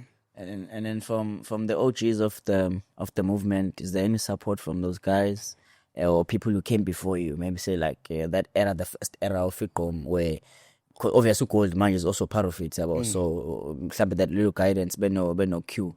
But the other OGs are they joining the movement? Are they endorsing what you guys are doing? Is there anything? yeah basupporta mfethu full Yeah. on Yeah. because nakuyingoma uyababona bakhona Yeah, khona iBig Nas khona uBerries yeah, the list is endless Yeah. so every uthola ukuthi umuntu ukhipha i-album uyabona ukuthi khona wonke umuntu kuyona album yeah. so it's been yabo siyasupportana kahle kahle Yeah. yeah izandla ziyagezana into engayisho so kuyona yonke i-movement esiyenzayo. And then from abantu manje abazubhuwa because it's not very easy to shift from a corporate job to ngishilo awukazi usafarisha from ibantu bazothini syndrome leyo ukuthi engishayele bese corporate ngasebenza and manje bengisebenzela ugovernment where everything bemnandi had so many opportunities ama benefits nani to now ayibo ubhuwa usenza igqomo why Okay, abantu abaningi abangisebenzanga as ubhuwa weqhumo. Yeah. I won't lie.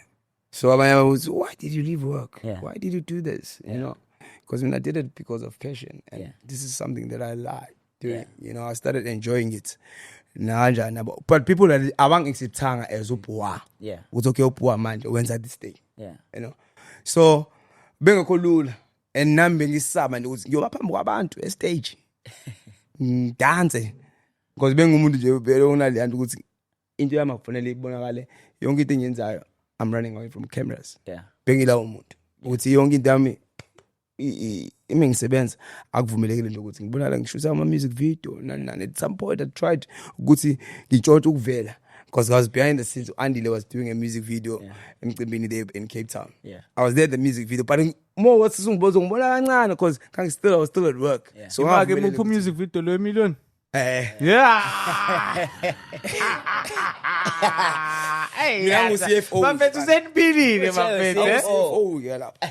Wena uphethe Mina ngiphethe bengithi uzotrain o responsible for ingane ngoba phela. Yeah, vele Hayi. sitshele Hayi, kahle. sasizekho ingane lapha. Kwazethu afuna ukizwa kahle. Sasizekho ingane lapho yena oledi lapha yandile.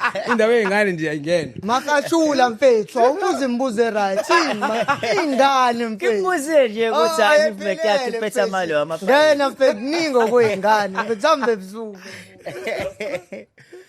isini kanje kazi ukuphefumula Sabakhona. No, yazi ghost ukuthi lemibuze kanje mina mangiyibuzwa ingenza ngifile ngenye indlela. But sengicabangela enye out. Yazi kune out egcina ngokubuka music video bese inga experience lempilo esishayayo. Yabo? Yeah. Uthi uyabuka kodwa kulento ku music video ama arts ashaya esinye style. And leso style leso shawa lapho ku music video ungacabanga ukuthi mhlambe isona kwangempela.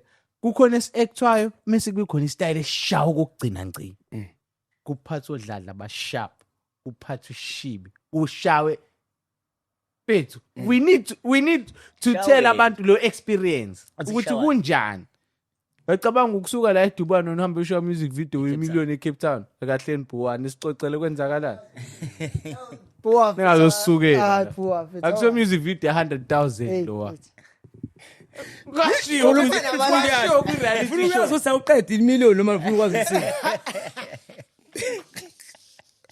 Futhi wazi naliqeda kanjani laphelela. hayi mfethu phela olaphana ushaya iclub shaye yabo nje wakubhukhe nenelo neskepe laphana mfethu shaya music video solwandle laphana VNA yabo so ilezo zinto nje mfethu sasizenza those are the activities esasiwenza but angiboni ukuthi silaphela imillion hayi million phela likhulu mfethu yeah hayi million likhulu phela ama logistics phela logistics funa ucabanga oya phela kuyabiza phela flyer abantu yeah nani ukamera banibani yabo kuningi ukwenzakalayo uma uzowenza lo accommodation you book one of the best ivile entswembu lapha eCape Town yabo So kungenzeka ukuthi yalishaya imillion.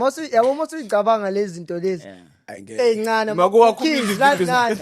Efuthi cha phela mina noyiphiko ukuthi akenzeni imali ayithanda Wena wakho music video suspende malini ngowakho music video. mina Eh. ama figures anginawo kahle ngoba kuningi Hayi uzosha estimate ukuthi hayi below 100, below 50, below 200.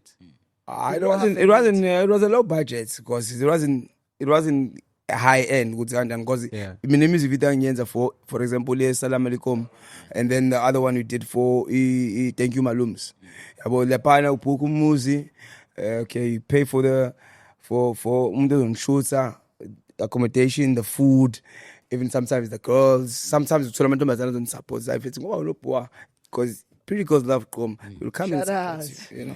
So ngiyakwazi ukuthi yabo ngibalance but khona nje show ukuthi hlezi uyaphethe kahle ngenza show nje ukuthi mina when it comes to girls ku right yonke into yabo. Pretty girls love buwave. So manje ithini bese i-criteria yogela abafuna ukujoin pretty girls. Kade esho naye ukuthi ingane ziyambuza kodwa azayiphendule. Sho ithini? Yeah. You know the criteria, they have to be pretty. That's number one. And then secondly, I've been a social media influence ukuthi ihleze datha ligqom nani yabo. Akwazi ukudansa abe ne vibe yabo. So icriteria yami kanjalo. Manje ke uyayidansela igqomu. But akekho sharp. I say pretty girls, that's why I say pretty. But kodwa wonke amantombazana pretty. Usho ukuthi Kodwa wonke amantombazana pretty. So usho ukuthi wena usho ukuthi What a vibe. lalela usho ukuthi wena labo ngabaphendulile kusho ukuthi abamithi khathini. Angishongo njalo ngibhale No, ngithe ngiyamutha. imaki. Yabo labe ngabaphendula ayothi ngabaphendulile. Umuntu mengidm ngiyithathe ngifake egroupini ngithi fethu kulo sibani. There's someone that is responsible for the criteria ukuthi okay. Because she meets the standard, it's not me. You know, there's someone that is behind the whole process. Okay. But mina nje wonke amantombazane kubuya ngami ngabe ngithi nje wonke Wonke girls, wes- yabo. Exactly. Showcase. Iqhubu zomkhandlu. Exactly. Wait. Hayi mfethu. Ithini ke? Oh. Base siyaqala ufike lo muntu bro uzofika ne story as one of the rarest stories ever I think with podcast where you do everything the other way around yabo because in most cases fika abantu bazoyenza music but then they preach ukuthi or maybe baku entertainments other actors whatever and then they preach ukuthi as in we see the side of things of entertainment but go to school and study and achieve and do all these things yabo. It's very rare to find someone who's hey mina I started doing uskole eqala where I went to school ngajabulisa abazali ngaqeda so there's no need manje ukuthi ungikhumbuze ufuna ngihambe ngiyofunda yabo. So we siyayithanda leyo part yabo mina personally ngiyayithanda and because there's no pressure manje whatever uyenzayo ufuna uyenze to the best of your ability. I feel like izokuthatha ikubeke la ufuna khona everything obviously better there's patience yabo so ufuna we inject patience here and there and then you know ukuthi hard work obviously you have to yabo say awukwazi uyiquestiona le hard work and thina abanye sayilandela ijourney yakho sayibona ukuthi injani from start from that time to now and siyayibona ukuthi fethu uyakhula yabo even negqom ne-influence egqom nawo zonke lezo zinto. We appreciate you very, very much for that yabo and I feel like soon enough abantu bazokubona and bazobona ukuthi who's this guy because awukwazi ukuphasa ukhumlade bho amasuhlulo kwenza awukwazi because isikole mina fethu it played a very good role ukuthi ngibe a good decision maker yabo. So every decision engiyithathayo ngikale ngicabanga ukuthi fethu is this gonna be the right way to do things mengenza lento komunye umuntu uzofila kanjani because I always njalo because ngibonile mina ukuthi kubrutal ka music bro but mina ngifika nale soft spot ukuthi hey le nto hit song yabo angikwazi ukuthi yabo ezinye izinto ama decision I think isigele sengisizile even the corporate world futhi ngwazile ukungisiza ukungitshikisa ukuthi okay fine you don't just do this, you need to first consult or before you start deciding okay, this is what I want to do, you know. So khona umuntu mhlawumbe for this step ongangiphatha kabi ongenza something kumina ngigcine for the longest time ukuthi afethu angikwazi ukuthi ngabele ngi-expose ukuthi uSibani manje wangenza ukuthi just because ukuthi wabanephutha nani yabo. So ezinye izinto ezikanjalo ezingisizayo yabo because mina ngibengumuntu ohlezi ngisiza abantu in space in some bayazi ngiphilela ama-out more than even my family. You understand bengilowo muntu kakhulu but ngagcina ngilimala ngokuthi mase ebona amajita fanele bengireturnela the same thing kungenzeki yabo. So egcineni nje into engayisho first all in all ukuthi i-movement nje ifuna nje i-unit ukuthi sibambisane ngeke yenze ngedwa. You've been speaking nje kancane lokhu dlula ukuthi mawulimala bakulimaza Azuthi khona la bakulimaze khona. Abamkeqi. Yabo ngoba Bamkeqi. ya ngoba ulokhu udlula kancane. Uyize limalile, ngenhliziyo but uzolimala. manje akafuni ukusho ukuthi bangishayile. Angishayekanga bese. Sure. Angishayekanga bese. Yeah. But ngizama ukuprotecta into ethi njengoba siyiqala lento manje kuyi movement. Let's make sure cause ngokubuya kwami ngisho ukuthi I have a dead eye. But I can see the movement where it's going and it's going to be something very big. Yeah. But ekugcineni izodinga ukuthi sibe ne transparency samajita, sibe ne equal share, sibambisane. Ingabe ukuthi khona umuntu u deserve more than the other cause. So how do you deal with betrayal, bro? For sure, you've experienced. I one way decide or to the be other. silent. Okay. I treat betrayal as to be silent. All right. That's how I heal myself. And decide I just block that person. Ngivale yonke into engafuni ukubona lutho because the moment inkinga ngoba i-betrayal ungathola ukuthi ubetray kwingoma and ingoma iyahit every time uyizwa vuka leyo. Yeah, trigger rich. You understand? So at some point you have to deal with a lot of things ukuthi azini phethu la ngivele ngihlisa umoya ngiqhubeke nempilo. Yabo? So I just decide to be silent. Yonke into engiyidila and I don't like ukudina. I rather go to a space where I have fun. Yeah, I get you. So now you're saying you go silent, and then when you hear the song, you get triggered. Uhlangana naye lo muntu lo. I just keep quiet. I just keep quiet. Zana-ke lapho. I just keep quiet. I just keep quiet, my brother. Sure. I just keep quiet. That's me. That's how I was raised. Angiyena umuntu ofike ukubambela neqhubu. Yabo ngikhule nje ngilowo muntu mina bese. Egcineni ingoma mewukuthi wena ubona ukuthi ifanele wena more than me, then it's fine. Have you ever experienced betrayal from a woman? Yeah, I on an early stage whereby fuck. Okay, sorry. Excuse my language. Excuse my language. Excuse my language. No. Usemachiteni. Sisodwa. Semachiteni kulea. Okay, fine. It was early. I think it was high school days, ne? Yeah. I won't say I don't have anginaluthando nginalo. But at some point I'm ngalimala abaphethu yabo. Ngalimala. Because into yami mfethu umuntu omncane mfethu to the point that ukuthi into yami mfethu only lasted for 2 weeks and I was called 2-minute noodles. Imagine. Okay. Yeah, and then yangilimaza ingqondo. You know, I was called 2-minute noodles because not there because of the 2 weeks. Oh, shut up. Because it lasted. Shut up. Ah, koto lapho. No, but No. It was 2 weeks. The relationship only lasted for 2 weeks. Ngitshe bashisa hluko seqholo. Hayi laphana khohlwa hayi mnike hayi.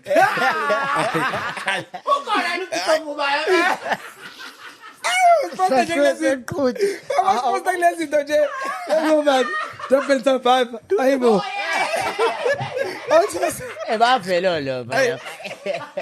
Yeah, so mfethu I think kwaba yilokho nje mfethu ukuthi okay mhlambe ngathi amaze mhlambe ngini ukuthi mfethu nginga allow umuntu wesimame just like that. So ngine criteria and things that I do to ukuthi ngiqale ngitest umuntu because I have a lot of trust issues when it comes to women, you know.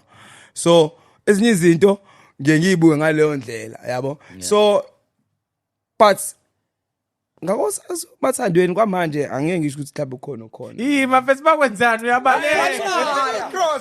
Uyacross. Imaphethu angiyintwana ne. Sure. And then mengiyintwana ngisaqala uyanderstand lento yomjolo. Sharp. Yeah. But ngane le phethu ngibonga kangize ngithathe ngisho ngiyele ku Google. Ngibhuke ngakho. Elama message engiwasenda me bro. Yabo lama love letter. Yabo ma love ngani. Imagine. Apela ngisho 2 weeks bethu. No community out. Inhliziyo yami yabo lapha from that day. Azawa amantombazane. Manje mfethu mawusuphenya mfethu lethothi le ignokha ngali. Yona intotsi engazi. Futhi nje intombazane yayibalansisa. Engazi ithothi nami ngikhona ngala. Njami kanje. Baya besigapha yakugapha. Le bar ngingaphuthene access to solisheshe kuba. Hey mina. Manje mfethu imali. Siyashaya uqebhana lezo sikhathi. Hayibo. Ikunquma lepahla mfethu ukwi Arrows vele noma phela abantu abayazi nale. Yabo nje phezulu ngitshela ukuthi mina ngafinalisa late ngitshele linye out yami sayibhesi angifunanga ukulimaza futhi ngikutshele ukuthi le ngaye le ibhizi nalo yamjida Sure. yabo but kangibona bese ukuthi hayi lento yami le ayindawo Yeah. 2 weeks. but ke kodwa ngoba phela futhi into zenzeka phezulu ngakwazi ukuhila but kodwa that's where ngaqala ukulimala ukuthi hey yena amantombazane Imapu wange awukwazi phela ukushayeka kumuntu ka 2 weeks. Lo muntu wamscout isikhathi eside nje usumq 2 weeks. dala Oh, Umjaha. abo umgaqo wakubo niwasedladleni ayibhekene kanje lesitopini mayogibela yena uyifunda kulezi ikolo lezi right yawo mina ngifunda eroundini elokushini yabo ngifunda elokushini enjalo ngiyazi ukuthi ngesikhathi sokuthi lo muntu uzoma lapha nesitopini yabo le bari vele iqhamuke ephethe round ihamba ngeround le out awu hamba ngeround yabo bintwana ayi enibeyanga futhi bona batholana lesithawu mina ngicila la eroundini abantu yamayiko ayabuya izinto ezimo zifuna ukushaya game seke ngathi hayi Usuphethe isilahla lapho njalo. kaponi ngqondo. hayi dlulani lapho ngakubo angidlulani angidlula kakhulu ngakukhona kahla Kaponi ngqondo isitata kakhulu mase. So after le awuphindanga mfethu washower owadlula entweni ethusibeka nje. into man ngibuyisise kahle ngistudy ukuthi hey la sini la ne process yakho na yinde depende lo uzokwazi ungibekezelela futhi wazi ungibekezelela uyala start Otherwise, angeke ufike enhlizweni ngalutho. Imashwe kakhulu. No, but I think it'll be good, man, if you can also educate Amachita, because Amachita man our understand with the game kanjani, especially ku entertainment industry, because you guys get exposed to Amachita blind amahla and all over phethu maybe bona lempahla njengoba Dash ukayisechaza ukuthi kunalento bese ukuthi Amachita ayibuke into from kwi-TV or social media and kanti nina you get to experience it yabo so mina mchita be in denial ukuthi kuse lo muntu bese mesengena lesa space itoki izomasha but akuthiwe aqhumisa ikhanda athi hayi mama la ngiyeliyenze lonto avela masha Unolova abaningi fethu eThekwini abathe fethu. La ngaphandle eThekwini all over athi umuntu fethu yazi ngithe ngithi ngibuka imusic video. Ngavela bona fethu ifro ebra wami. It's shwi. Yabo. So abantu abasayithembi yonke lento eTV. Yabo. Ukuthi akahle izingane ezilapha yana fethu nene ziyaspana nawo zonke lezi and it's very sad because all over fethu bani bayayithanda lezi ngane fethu yabo. So into kanjalo ama critics niyibamba kanjani into kanjalo. okay mina into engayisho ukuthi fethu if I'm calling girls azofika azovela kwi-music video yami or what fike ngwalande and then ngiyenza sure ukuthi mekuphela i-set Yeah. esiphele kuzoshoot I take them home straight because should anything happen Yeah. afterwards izobuya futhi ibheke mina oh wena wafika landa ingane yami kwami Yeah. there's a point that ngafika ngalanda intombazane phambi kwababona Nangaphandle kwabazali sesikhuluma nje from outside yabo outside. emjolweni yeah emjolweni from phela all kubhlungu ngoba phela bayitshela ukuthi mhlambe khona into esizenzayo indaba kubhlungu niko kubhlungu is outside ngempela yabo akukho but thina asikho into esizenza sina sisebenza Yeah. senze njalo ukuthi buye ibe But inkinga emsebenzini kumnanda kahambe nabo sisi mase befikile bayabona ukuthi ayangihambi la. hayi mina ngenza sure Awugodukile. ukuthi bathatha ngiyaba discipline ngimashela ukuthi fethu make sure that ukuthi mengiqeda yami ngokushiya kini and then usungayifunela uyozenzela i-after party ngendlela yakho. Lempilo kodwa wayishibiza ama-out ukuthi uyayibeka ngenye indlela umethi amathekuni. Yabona mfethu even mina ngi-out mhlambe i-out yaselokishini ngizospana ku-music video. Akukho lula ukuthi vele ngithi ngiyagoduka. As Sengishilo, responsible as mfethu. I can be. Sengibona ukuthi Sengishilo uthi kune after party fethu. Siyo celebrate uthi shoot ihambe kamnandi. I feel ukuthi you've already sold a lifestyle with the music video. Yabo ngiyayibuka lempahla ngithi Amachita aphila bethu. Shaw is dying. Engiyihalela namlento yabo. basayodanza I understand ngiyibuka lempela. khona fethu mhlambe befayo Aphila lama out siyayibona. lesihlanu igqom Friday I understand. Now uyabuka la uyabona ukuthi ziyahebhela la. Apa- Nami ngawina. but into ejwayele ukwenzeka mina ngizokhulumela nje ngabantu ejwayele ukusebenzisana nabo mhlawumbe i-afrotainment so isikhathi book umuzi for example book umuzi from 8 to 8 for example so after 8 sesiqedile ukushoot ayikho lona ukuthi okay sesiqedile ukushoota esizohlala ayikho wonke umuntu ufanele ahambe awukwazi ukuthi umuzi uhlale till the next day so I think that protect nayo yonke lento esuke eyenzayo and abantu banalento abanayo ingqondo ukuthi hey lezi ngane mezi lezi ndawo akazi kwenziwani yabo so mina laba nje ukusebenzisana nabo indlela benza ngayo izinto benza kanjalo ukuthi from 8 to 8 and then abantu base bayagodukiswa lento ukuthi nje kuhlale kube the after party hayi yenziwa.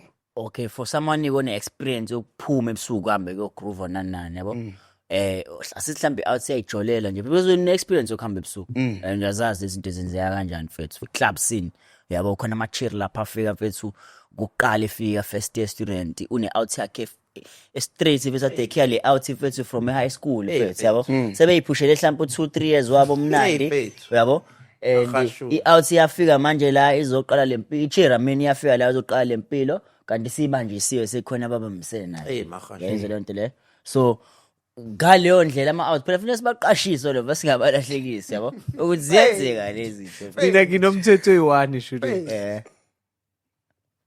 umuntu engizwana naye wangena nje sicapheni saseclubini curtains Penguin yathimula Why? Because ubhuka kade ichaza phela naye ukuthi una ama trust issues akhe uma sekuza ipenguin iyathimula wangena nje emnyango iyathimula awuchazi mfethu ukuthi wena leyo mfethu uze wenze leyo rule yeah isukaphi yabona Thedi umuntu akwanza ngena eclubini brazo kulula ukuthi uthola ukuthi wena uyanga eclubini kulula ukuthi ibattery lefone yakhe livele liphele lapho usuke echarge liphele kulula ukuthi after club bagoduke ngemoto kaMalume wamngani wakhe kulula brazo fethu brazo iqedwa yini bedroom yashutha brazo wena Baba ubabona amabhokela bese ndiza ulayi ingane futhi lama la pressure le mfethu ayifuna umuntu oqine ngempela abantu abaningi intombazane ethakatha ngempela lapha yamasha nje uyobona igold lelikhanya ngogreen ubona iphanya ngegold elifika ngebriefcase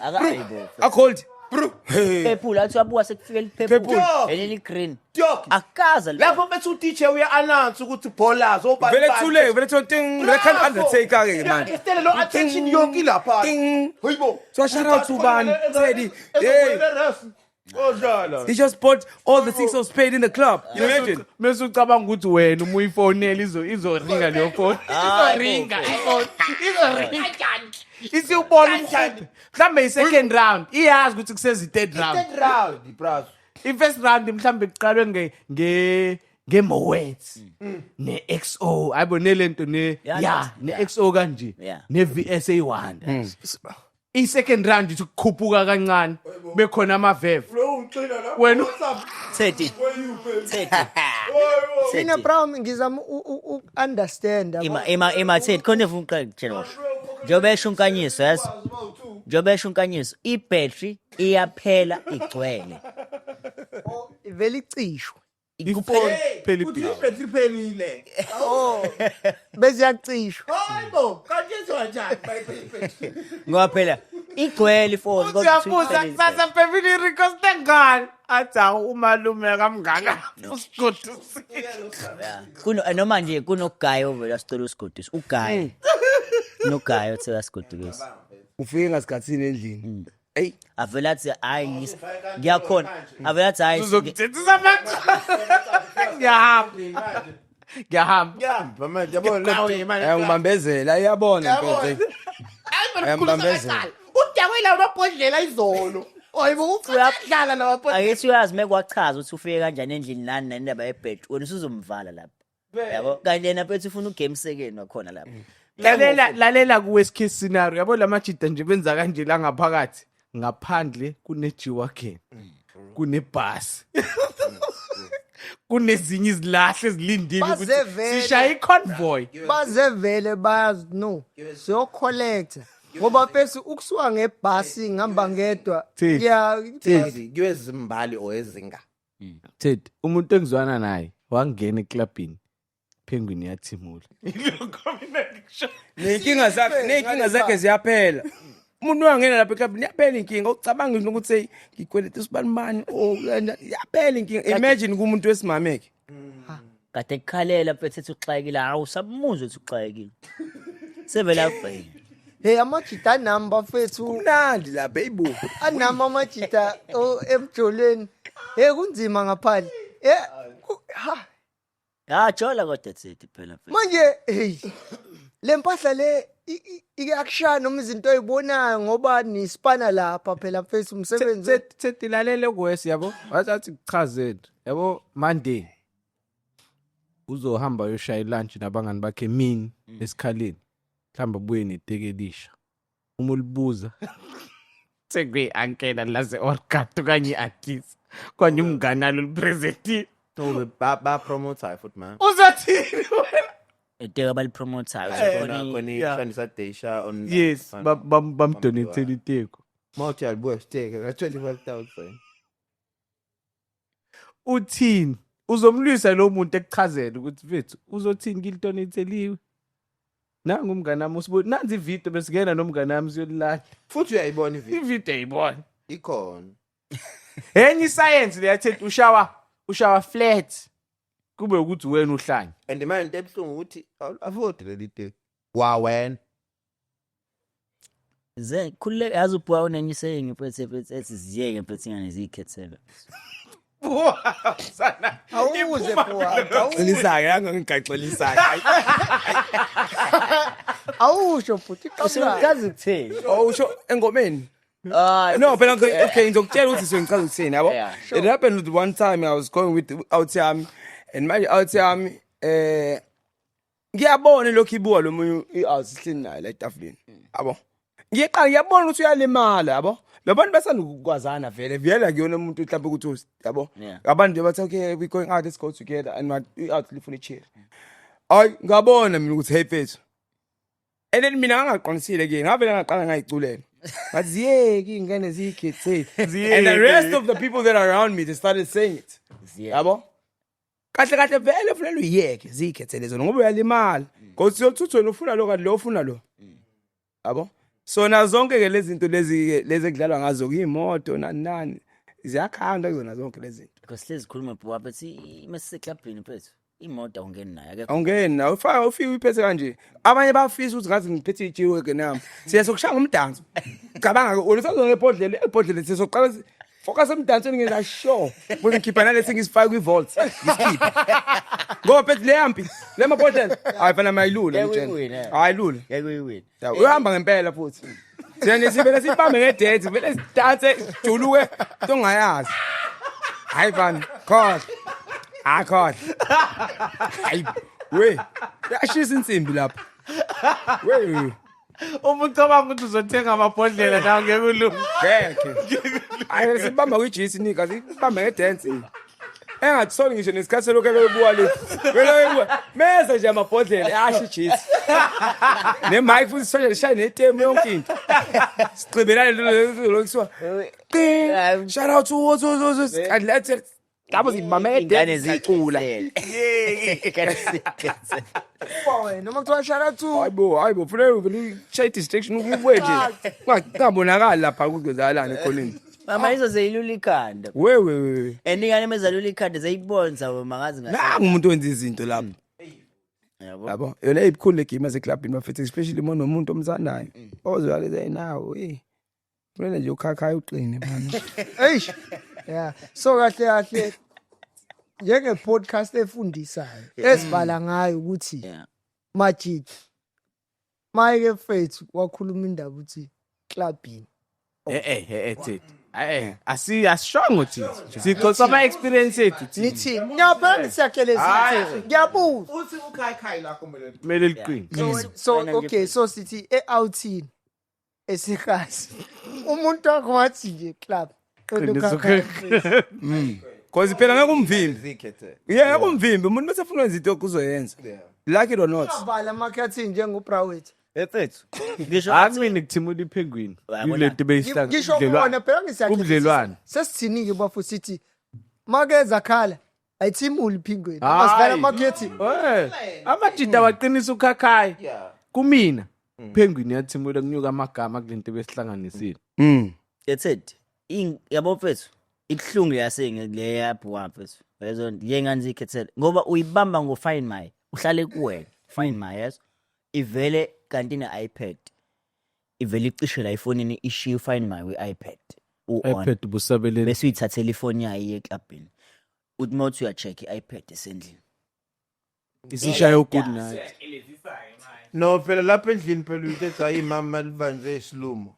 yabo Awukhiyeke isilumo brother. Lalela Shapiro kubuze varsity kusuke ngibuze nyathi ya.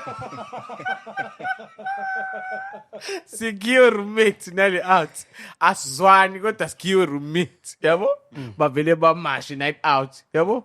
So mina ngibamba ukuthi hayi man because ikhanda nase varsity vele lalinga indaba okuthemba intombazana nje ayinto ethathelayo. yeah Ngibambe so sengibuza le out 3 days after ukuthi kwathiwani wena wagoqa wathiwani.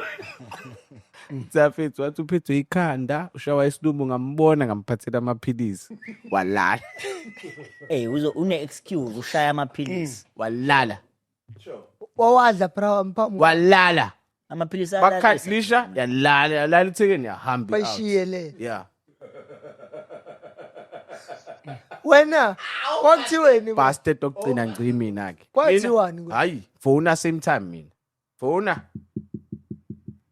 angidlali nje lo nonsense mina ngabamba semnight ukuthi akekho lo endlini yakhe yeah wangichazela izitori ukuthi uhamba ilwa yakamngani yakhe ngathi sure ngafona futhi buyani kamngani manje aplazo bayivala mhlambe la ko 12 yavele yaphelelwa libhidi lalela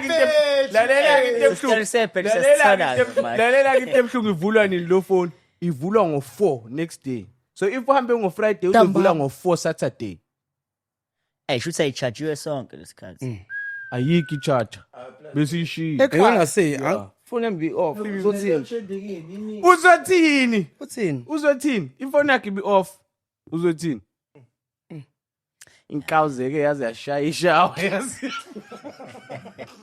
Ngobile futhi beyipheka beyithosa mpala kithi lapho uvela ushawe lawo makulo mcabanga uyicabanga fuck but somehow futhi yazi umuntu mhlawumbe uthanda ukupheja yabona iTV mhlawumbe uyithatha alolanga mhlawumbe vele wavula iTV yabo uthi yabona Netflix vele kudlala imovie bempheka phethu vele mhlawumbe le ubuthongo abufiki ke lapho hayi afiki ubuthongo no awukwazi awufiki ubuthongo No. sokusa no awukwazi futhi ukulala yabo ngoba iyakushaza la mpahla mama ndibona ethi nginyoni yazi ayiphinde uyishaye futhi ahlaphe ngoba nami ngicabanga kakhulu Alithi relax avele ngirelax akade esushaya ngempela lapho ke bana hayi amasu igoqa wena altimuli penguin bafana awungaloqini khakha timuli penguin khala marketing anyuka amakhala ahlelile hamba mfethu anazi nama outs akabambelela mfethu intweni yawo mfethu qinani ukhakhaya mfethu nibekezele yesistory sawo kulungile isitori ngeke makhashu tshela ngeke poison thiwa imashi iphinde ishayise ngeke fethu hey bafisa phela Take machiteni yabo mphethe hey ole baba funa ukuphefumula bathini before sizobhowa mfethu I mean, personally, dog, thank you so much. That was a really dope episode. And shout out to you, bro. And what I can say, I mean, Fetu, I've learned a lot from your journey. And I wish uNkulunkulu wethu angaqinisa brazo. And akubusise venoso swakho Fetu. Anything, bro. Ifisayo. And all the best with your project. Loye Kipile Fetu. Nje Fetu. I mean, continue, you know, being a light that you are.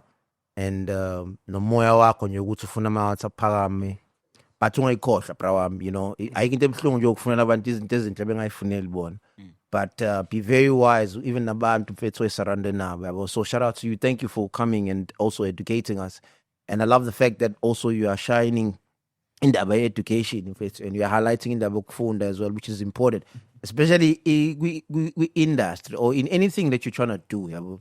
As much as singazathami phakamisa isikole kakhulu but sibalekile razo yabo ngeke sikhohlisane ngalokho. So thank you so much for coming through, bro, and I really enjoyed this episode. Shout out to you, dog. Thank you, Shout out. Thank you. Shapiri. Abe sayixoxa manje. Hayi phela angabe sayixoxa sorry phela. Asikloke Martin. Linjani kanini? Sayicaphuna namhlanje. No, thank you Poison. Thank you Fethu, siyabonga Fethu. Binhle kakhulu le story sakho Fethu. Ngiyazi Fethu sobakhuthaza nabanye abafowethu no dade wethu emakhaya angithi yabo So as much as nathi sihleli ngala sifundile and your work ethic mina ngiyancanywa mfethu yabo.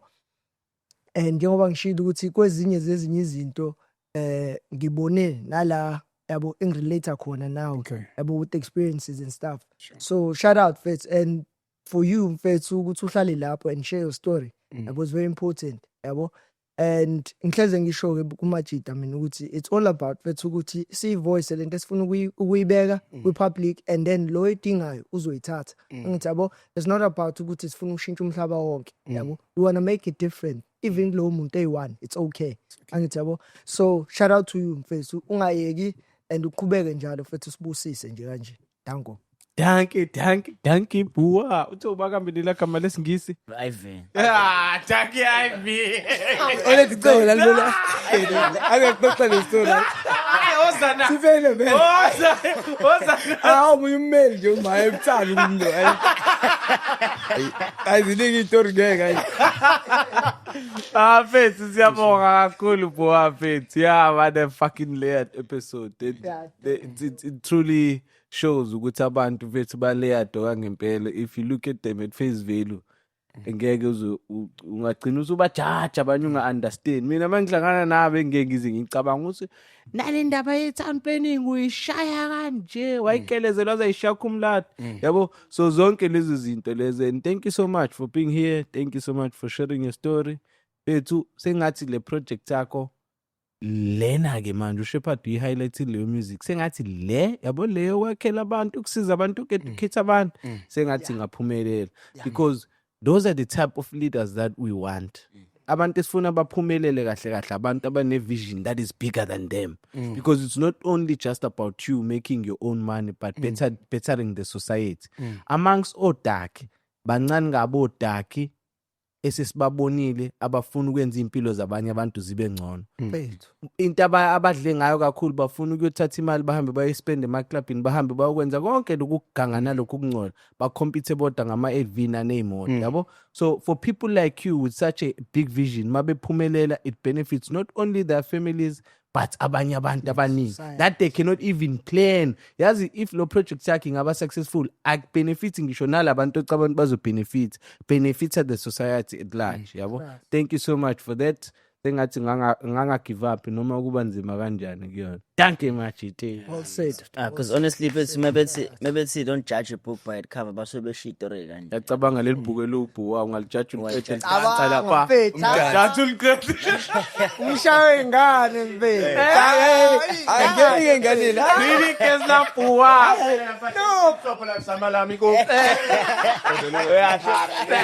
Give me time seriously.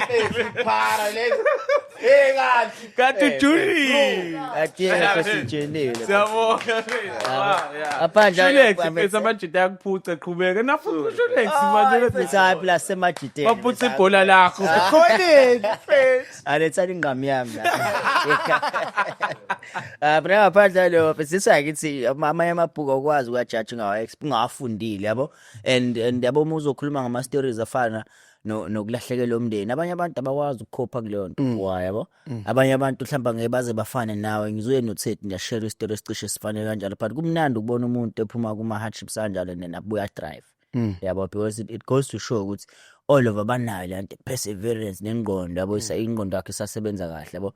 But at the same time unga suppress ama feelings, because inkinga ke izohamba catch up at some point yabo. So if you feel like music is a way ukuthi express ama emotions akho, whatever you went through, talk about it to music. If it's abantu ba relate, that's why kukhona music language where you are able to share things. Nomunye umuntu onjengoThethi uzothi mase ilalela athi fuck man ngadlula nami lento yayizo lonto le, and then kunama stories angafani for everyone yabo. Thank you for sharing yourself ukuthi uzosichazela nathi la yabo. Asikaze sithole opportunity amajita amaningi o music asabuza ngama platforms anje because by choice bazoyihang yabo, which is not the case yabo. Sichazele thini ukuthi i podcast elungisa impilo zabantu ayikhuluma indaba zabantu yayizo lento. So siyabonga Fethu ngaloko kakhulu amagama akho okugcina Fethu, because nawe siyafuna ukukhuluma nabantu emakhaya bavalelise Fethu. Nami ngiyabonga Fethu for the opportunity. because even if ngithola i-call ukuthi kufanele ngibe kule podcast, I got it today. Yeah. So I wasn't even planned for it. I was like, hey. But I was like, I know my story. Yeah. And I don't think kunento engabafihlela wona abantu. Yeah. Because I've went through a lot of hardship Yeah. empilweni yami. So omunye umuntu ongafunda ongathola something okugquzeleka mina kuzoba kuyinduduzo. Yeah. Ukuthi okay khona umuntu owazile ukuthi athole something from his thing issue namhlanje. Yeah. Whatever enzakalayo sengakwazi ukuphinda ubuye still ubo MKG. And ngiyabonga nje mfethu ukuthi esi-outhini lana mfethu siyakwazi ukurelate nani yabo. Le movement ngiyayithanda indlela enenza ngayo izinto nendlela nikwazi ukuthi nisivulele ama opportunities akanje ukuthi abantu sikwazi ukuthi sibatshele ukuthi okay this is what's happening nga music, this is what's happening ngokwempilo, but ubalansisa impilo yini esingayenza yabo sharp. Still FMG. Thank you Majida. Hola Mr. Ivy. Thelani ngane zikhethe.